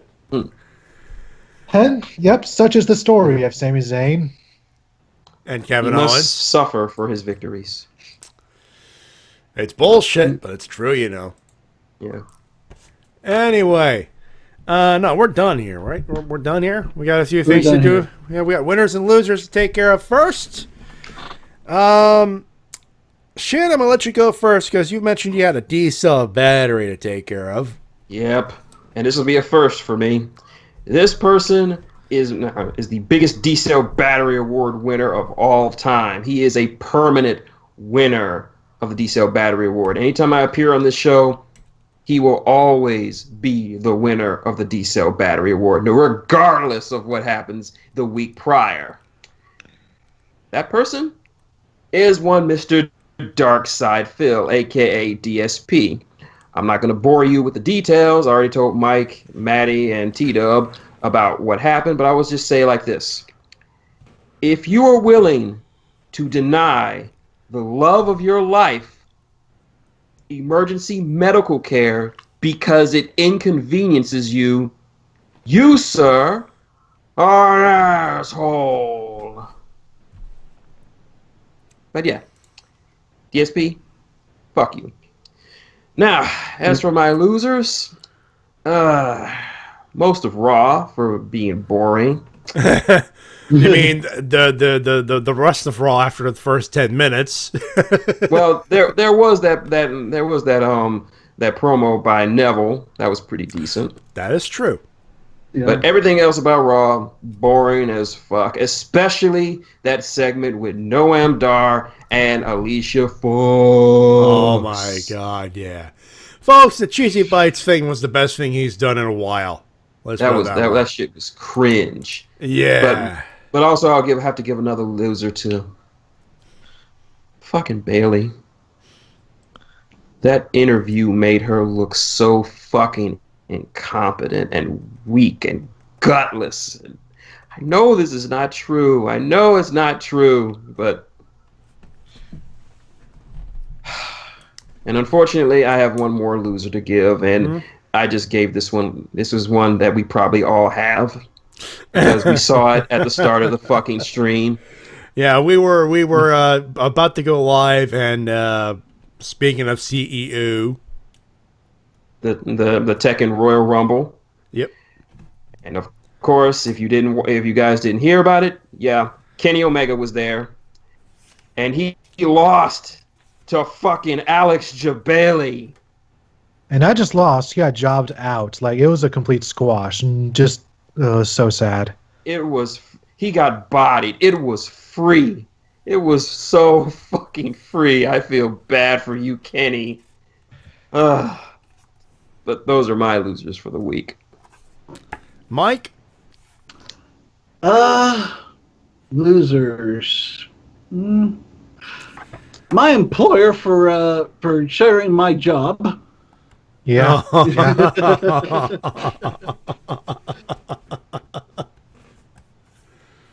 True. Yeah. Long story short, I had a nice position for about 2 years, and now I have to go back to talking to customers on the phone again. Mm-hmm. You had a pretty lax job for a while, being just a supervisor. Yeah, I was a supervisor. And, they took that away from me. Dicks! Super dicks! Super dicks! I knew it. I knew someone was going to do the Carino. Super dick party! Sounds like sounds like a new finishing move from Joey Ryan. Oh my god. Oh my god, DDD Pro, that shit. Or PWG. Super dick! Oh my god. Tag team match for the Young Bucks, Joey Ryan, and someone else. The one spot they try to super kick his dick, he no sells it. No.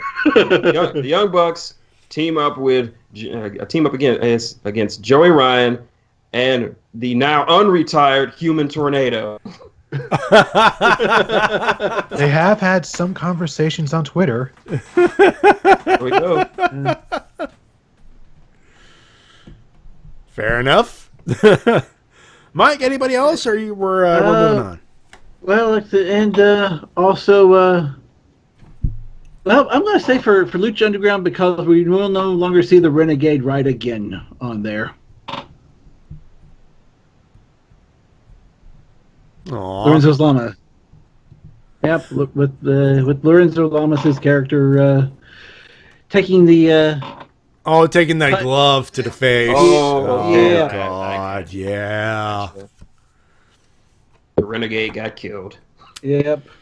Hey, that's a hell of a death, though. Yeah. Died in one punch. Man. Cage killed Reno Reigns. Well, that's all I've got. T-Dub. My list of losers might be short, it might be long, it really all depends. Because my losers this week is anybody in the world that still doubts the skills of one Kenneth Omega and one Kazuchika Okada. Pretty sure it's safe to say that includes nobody in this call. Yeah, because nope. there are people that may still doubt them after the first match, but after this one, there can be no more doubt. These two have proven beyond any shadow of a doubt that they are some of the best wrestlers that have ever walked in that ring. I ain't arguing them, folks. I am not arguing them. Now, best gamers, now that's a different argument altogether. Yep. Well, not everyone can be Austin Creed. Of course. God damn it, Kenny. Why? Wouldn't it be hilarious if Cody Rhodes was the person right behind Kenny in that Royal Rumble? He just went in and cleaned up everybody. Oh, oh Lord! Just more salt in the wound. He cleans up everybody. Right after when he gives the mic, he wins. Fuck the Revival. Huge pop. They need to get Stephen Amell to say fuck the Revival. Oh my god, yes. They must. $2 says they already did that. They're just keeping that in their back pocket just in case. And next time, if Cody ever shows up on set again, they need to get him to say it. Hey, Steve, how you doing? Fuck the Revival. Hey, what? The Revival have failed this city. New Japan, you have failed this country. My God. Well, it would certainly do more to boost Arrow's ratings than everything they're doing right now. I'm still about halfway through the current season, but I'm enjoying it so far. I didn't care for it. All right. I'm enjoying it more than the previous season. Okay, actually, good point. Because they're not wasting half the plot with romance that no one cares about, and all the drama that just makes people just turn their head, just go. You could be focusing on other characters and things that are interesting instead of this fucking Arrow romance thing that just we know where it's going and is just eating up time. Moving on. For my losers, Kenny Omega for losing to Bailey. Come on, dude. Not even one win. Bailey just sounds like the ultimate jobber name. I know. He is a jobber. And yet, he won. He didn't win the tournament. I mean, he didn't win the Rumble. He just... Good. Just defeated Kenny Omega, who went a 60-minute Broadway. Not...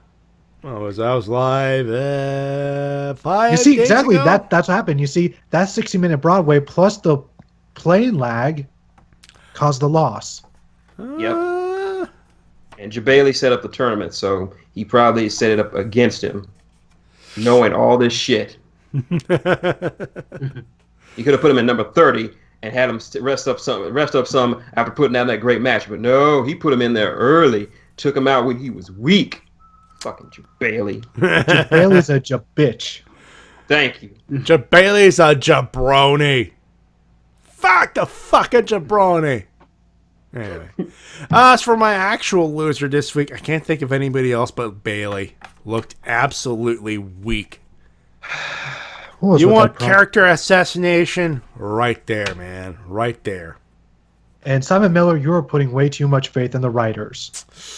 Yeah. Yeah. I know Simon tries to be positive and all, but him saying that segment was good for Bailey, god damn it, man. There's being positive and there's being delusional. Give her some time off, fine. But you got some you're damage. To quote Arnold Schwarzenegger speaking to Tia Carrera in True Lies, "You damaged goods, lady." But there's only probably the best thing that came out of this. I've been hearing reports that Trips is not happy with how Vince has been treating Bailey and American Can Alpha. you fucking blame him? Those are his kids, god damn it. Yeah, apparently Triple H isn't happy with how a lot of the NXT wrestlers have been treated on the main roster, if the reports are to be believed. Mm-hmm. Because they're his kids. Those are Trips' babies. All right, that's enough. Let's do winners. Shen, kick us off with those. You already know my first winner. We know what our first winner is. Okada Omega 2. It doesn't need to be... There are guys in the WWE who can barely go 5 minutes, 10 at tops. How many motherfuckers could probably go 60 goddamn minutes and tell a compelling story with it? It's not just my favorite match of the year. It's one of my favorite matches of all time. And there was a point that really put the cherry on top of it. The last 20 seconds of this match, where Okada hits the Rainmaker, and you see him crawling. And the ring announcer is 20 seconds left, 15 seconds left, and he's crawling. He knows he's got him. But this is the thing. He didn't have to crawl to beat Kenny Omega. He could have just let it go to a draw. But no, Omega wanted to beat Kenny. He needed to beat Kenny just to prove the naysayers wrong. And that just added there was the cherry on top of a magnificent Sunday. That was an excellent match that WWE can never, in their entire history, hope to match. I don't think anybody is going to be matching that level of intensity for quite some time. Yeah, and don't even get any ideas, Vince. Roman can't do that. Nope. Don't even try. But my other winner is going to include Lucha Underground for the Cuero Cup. I like how it's shaping up. Yep. I like the preliminary matches. I also like SmackDown for setting up for a pretty good pay-per-view that looks pretty good on paper. And as we just discussed, none of us can really call it because anything can happen on SmackDown. That brawl between Joe and Lesnar, I mean, the last time they did something like that, they did it for The Undertaker and Lesnar. So they must have some faith in old Joe. Oh, God. Yep. And Neville for being the longest reigning champion on the main roster. That he is. Yeah. He has held that belt since what? The start of the year? Before the start of the year? Somewhere around there. Somewhere in there, yeah. Yep, and he has taken on the best that division had to offer. Rich Swann, TJP, Jack Gallagher, Austin Aries in a great trilogy of matches, and still he dominates. But also I got to give another winner to Kenny Omega for even showing up at the Royal Rumble, even though he got totally and completely bodied by fucking Alex Jabali. the fact that he took time out of his schedule to fly all the way from Japan to Florida to compete in a fighting game tournament shows you just how much he loves fighting games and how much he enjoys the FGC. Hell, and for his BizCliz shirt was the Tekken crossover shirt. Yep. So there you go. So yeah, thank you, Kenny Omega. FGC loves you. Too sweet me. I do sweet you that. Sweet. Those are my winners. Mikshel. Johnny Mundo and Taya for the engagement. That's a thumbs up for me on that one. Yep. Yep. Yep, that's about all I've got. All right, G-Dub. All right. Aside from all the obvious ones, I got first up, Jushin Thunder Liger for that photo. Oh my God, yes. For context, our buddy Matty D shares a picture of Jushin Thunder Liger in what looks to be a schoolgirl skirt. Yeah, it's literally like the mask and the shirt of Jushin Liger with the skirt and like long socks and shoes. Let's put it in context. Jushin Thunder Liger in full gimmick plus that skirt. Yep. And he goes schoolgirl or Roddy. He goes schoolgirl or Roddy Piper. I go Liger Rod, and a gif of Piper taking off the glasses. Also, winner 2, Corey Graves for standing up for indie wrestling. There you go. Evil Rev for that amazing illustration and that awesome new logo. Let's throw that one more time up there. There it is. There it is. There's that beautiful son of a bitch. That's gonna be that has to be a shirt now. Too sweet. I will. And this is just a personal one, but YouTuber by the name of Mark P has returned to reviewing wrestling pay-per-views that occurred years in the past. His most recent one was New Year's Revolution 2006. All right. Okay. Go check it out. It's basically just a vlog style, but he is super entertaining. And for me, Okada versus Omega 2, 60-minute Broadway, and I was like, wow, that was a good match. And I was watching that tape, so yeah. The Bullet Club for the thing. You heard part of the thing. They did for the announcement there. New Japan Pro Wrestling, because why not? And let's throw some ones. One for my buddy Tito for being a good for a good guy. Shintigercurl, Mikshel, thank you very much. The fans, everybody that watched, everybody that keeps on listening. Thank you very much for doing that. Yeah, you guys are fucking awesome. Yeah, because I completely missed one winner I forgot to mention on my list. Sure. Yeah. TWK and Matty Jay for putting on 400 for Wrestle-Cast 400 and hopefully for 400 plus more. Oh, Jesus Christ! You want us to be around for 20 years? Put me down for that too. How about I put you down for 500 in a couple of years? Go for it. I'll be a famous author by then, but I can always spare some time for the Wrestle-Cast. But seriously, guys, this show is amazing. I'm glad to be here for the 400th episode. If you told me all those years ago, back on thatguywiththeglasses.com, when I made my first comment to to this channel around episode 5 or 6, was it? Something like that, yeah. That not only would I be a guest, but I would also count you guys as some of my best friends in the entire world. I would say that you're lying. It's a funny thing, this internet thing, I'm telling you. I think I started tuning in sometime before episode 50. Somewhere around that time. Yeah, I know it was like in the year like 2010, I think. 2010, 2011, somewhere around that area, yeah. Yeah. I know it's before you got picked up by the Geek Fighters and X and O. Yeah. So we were picked up roughly around the same time. So yeah, a lot of the fans who have stuck around with us pretty much migrated along with us, which is awesome. Pretty much, yeah. Shows just how awesome these people are, and of course I start off as a fan, and now I am here as the co-host. How times that they have changed. I know. Yeah. I Yes, know. sir. Oh man, this is weird, man. I don't like to, I didn't plan any of this shit. I just thought, okay, 400, let's have some fun. I honestly, I've already given my words, but my huge thanks, obviously, to Diamond Ice 56 and Z Meister, aka Lonnie and Zach, respectively. They stepped up big on thatguywiththeglasses.com. That's what it was known as at the time.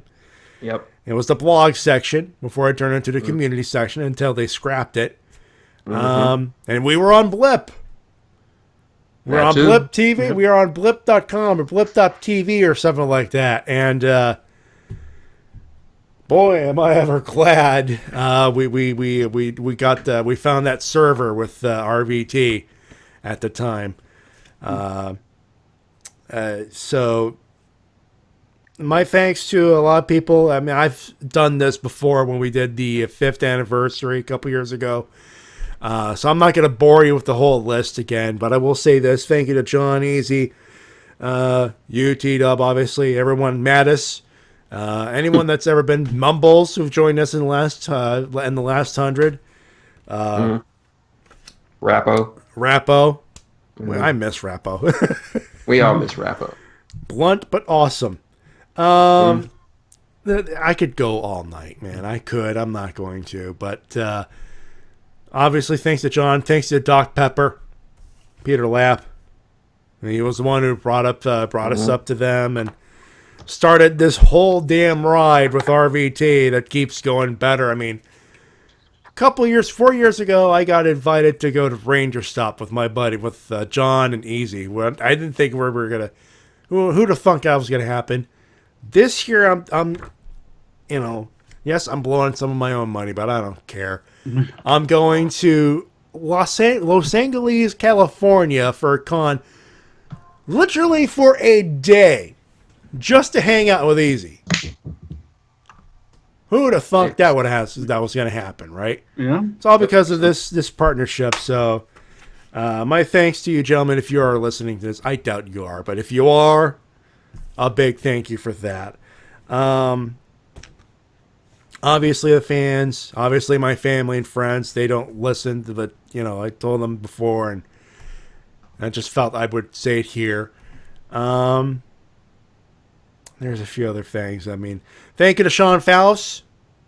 Hope Within Chaos. He's streaming now, but he was part of our first run of episodes, first 10 episodes, and one of the biggest things he said, some of the biggest advice he could give us was how to convert MP3s to Flash videos so we could upload it to Blip. How to do more audio editing stuff, which most of these things I still have in my head to this day. Man, I don't think the show would be as good as it sounds if it weren't for him. So, obviously, my thanks to him. And I can't think of anyone else. I mean, I'm obviously a little tired. And thank you to everybody. Thank you to the fans for listening once again. You have no idea how humbling it is to know there are people that listen to this stuff. I just do this just to shoot the shit, and just at this point, I'm just doing this because, well, it's something to do on Friday other than, sitting in the bed and jacking off. Because I'd be doing nothing. I am literally introverted. I am crippled with that shit. So I would not be doing much. I'd try to go out, but I'd be shy as fuck. So this is something right here. Man, holy crap. 8 years, man. 8 years. 8 fucking years. 8 years this August. Can't think. It's humbling. I don't want to think about 400 people are going to think Ratchet Wrestling. Guys, I'm just doing this because I want to do it, True. People think, oh, you gotta celebrate this, you gotta do something big, and obviously you folks showed up, and that's what I kind of expected. You folks showing up with the emails, and Evil Reverend with it. Let me show this logo one more time. Look at this. Look at this fucking thing. This is amazing. Look at it. Look at it. People who listen to the show gave me a Bullet Club parody logo shirt thing, and I honestly want to go to a t-shirt printer and literally say, hey, can you print this, put this on a black t-shirt? I literally want to do that, man. I might do that for Ranger stuff. I'm not kidding. But no, honestly, it's a privilege if you folks come in and you say, hey, come on into my house or my MP3 player for a little bit and entertain me. And it's honestly, it's a privilege that I do take seriously, and believe me, I literally, I feel when something goes off and I'm like, I can't stream or I can't do anything, and it's like, shit, I can't do anything. I literally freak out when something goes wrong, and I still do that, and not just for me, I have this idea. Maybe I should shut it down. Maybe I'll do this. And I freak out when something like this, it humbles me. And I'm like, this is why I keep doing it. So a big thank you to everybody and all that stuff. It's an honor and privilege to do it. And with that said, there's only one thing left to do. So let me hit the button. And I would do, taking care of business. But I'm getting sick of that song.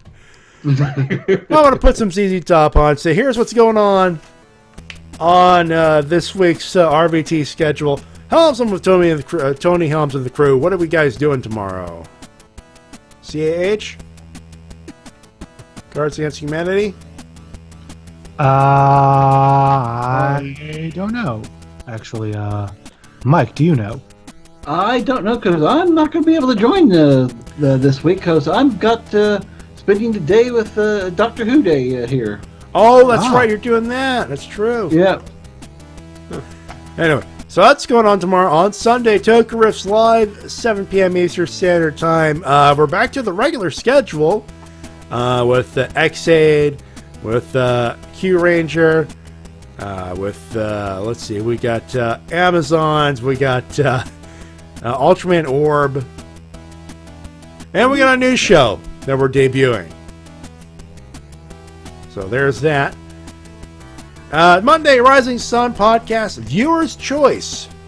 Yes. Is what's going on. And yeah, I remember. I wrote it down this time when John told me. I have no piece of paper, folks. You have no idea. Pen and paper. Well, Viewer's Choice is a thing. 9 p.m. Eastern for that. Tuesday, Rift Down with TWK. There's Merry Band of people. Pretty much everybody in this call except myself, really, when you think about it. Yep, we get to see what the aftermath of Money in the Bank is. There you go. Oh, yeah. 8 p.m. Eastern, Wednesday. The Enemy Within, our TRPG. We're playing Warhammer. With myself, of course, Mike Shell will be there. The Shades, Lady K. And, I'm sorry, Lord Fussy Butt. we gotta keep the gimmick going. Oh, that's Warhammer? Yeah, Warhammer. Yeah. Oh, I might sit in for one of those. We have an archive. Archive on RVT. Definitely have to give that a listen. 9 p.m. Eastern for that. Thursday, we have no Ranger recap, but if you don't want to listen, we did do one yesterday. The episode in question, episode 12 of Power Ranger Zeo, Instrument of Destruction. I'm quite proud of a riff I did in that one, by the way. I'm not going to spoil which was. Now, of course, we're back on Friday with the aftermath of Money in the Bank and building up to Great Balls of Fire and the G1 special. One more reminder, I'm going to Japan World Heroes on August 25th to 27th, and Ranger Stop on 3rd to the 5th. T-Dub, 10th anniversary special video. That is correct, sir. I decided to do a video, a beginner's guide to pro wrestling. So I did it just to, in my attempt to make wrestling all the more inclusive. Because that's really what I want. I want more wrestling fans to exist, so that way wrestling can grow even more. I hope I did at least a decent job at explaining wrestling to newcomers. Part of me thinks I did a shit job, but who knows? Well, that's the internet for you. But you did a pretty decent job. I wouldn't say you did a bad job. I'm very self-conscious of everything I do. There's a tweet I retweeted. I said 100% truth. It's basically the progression of a project where when you finally put it out in the world, you're pretty much thinking, this is the worst thing ever. I guess it'll be okay. I don't know. Fuck this. Yep, I've been there. How I feel every Saturday night, by the way.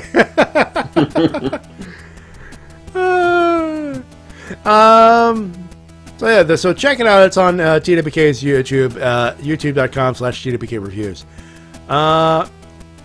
Shin, anything going on right now? Fortunately, nothing as of yet. As everybody knows, I'm still working on my book. But I'm feeling much better due to health concerns. I had to stop making videos for a while, but once my nephews go home, I'll be free to still continue doing my Warmer Hordes videos, my lore videos, which seem to be getting me more subs by the day, even though I haven't put out a video in like 3 weeks. I got like 20 subs in the last 3 weeks. Don't know how that happened. But yeah. Also that I do have a GoFundMe for my book. If you want to be a supporter of it, just ask me on Facebook or on Twitter. I'll give you the link to the GoFundMe page. As far as FGC news goes, you already heard it tonight. CEO is this weekend. Check it out on showrukin.com or catch it on Twitch directly. This is the last major fighting game tournament before the WrestleMania of the FGC. Evo. The Evolution. Evo. Yep. So this is like this is literally the Royal Rumble of the FGC. And we just saw the Royal Rumble. With the Tekken Rumble, yeah. Tekken 7 Rumble. Anyway, like I said, showrukin.com, it's on the front page. You'll find all the games there, from Pokken to all 3 Smashes, Injustice 2, Street Fighter 5, of course Tekken 7, Marvel 3. This will be the last year for Marvel 3 and at CEO, because Infinite's coming out, so we got to give them a good farewell tournament. And Mortal Kombat XL. So if you're interested in any of those games and want to see what high-level play looks like, go on over. We got the whole weekend. You'll find something to watch. Oh yeah. Yeah. Mike, what are you plugging? Me and Easy are going to More Phenomenal Expo in San Antonio, September 2nd and 3rd. Easy's gonna be busy. Yeah. We've got Justin Nemo, Reggie and Amy Roll, and Andrew Gray. There you go. And of course, check them out there. And of course, I've already plugged my stuff, but that's going to be it for us, man. Once again, thank you very much. 400 episodes. Thank you very much for keeping on listening. It's very much appreciated. You have no idea. Even if I'm shy about it. Thank you very much. You have no idea how humbling that just sounds. But that's it, ladies and gentlemen. We're done. We thank you very much. We will be back next week with a review of Money in the Bank. But until then, on behalf of Shintigercurl. Fuck you, Jabali. And on behalf of Mikshel. This is Mikshel reminding you to fuck the revival and who leave in Fesmo. On behalf of TWK. Did we lose Hello, ladies and gentlemen. This is TWK of TWK Reviews. Welcome to the 400th episode of the Wrestle-Cast. Let's get things started. I think I'm broken. Yeah, we did. Just say the work your gimmick line so we could go home. This is TWK. Dave! It's on you to work your gimmick. Good boy. Matty Jay running a professional wrestling support your independent promotion as soon as possible. Thank you for 400. Bye-bye, everybody. Bye.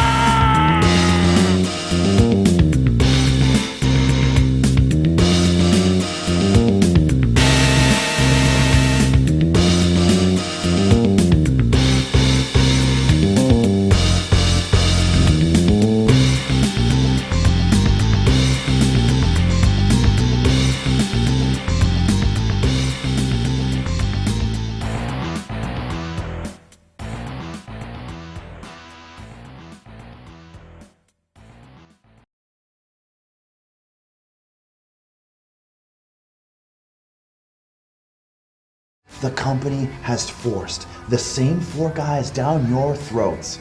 Tanahashi, Naito, Bone Soldier, Okada. What they don't understand is that outside of Japan, they don't mean shit. They could not fill a bingo hall's worth of a crowd. I don't care when New Japan says facts are facts. Right here standing before you, this is your Tanahashi. This right here is your Bone Soldier. This right here, oh yeah, he's your Tetsuya Naito. That's me, the money man, the guy that's going to shower this company with the riches from above. I will be the one to take New Japan Pro Wrestling to the promised land. That's right. We'll see you in Long Beach. And it's gonna be just too sweet. Goodbye and good night. Bang.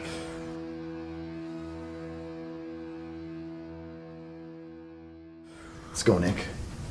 What's wrong? Captain New Japan, for God's sakes? That was Bone Soldier. Oh, shoot. Yeah.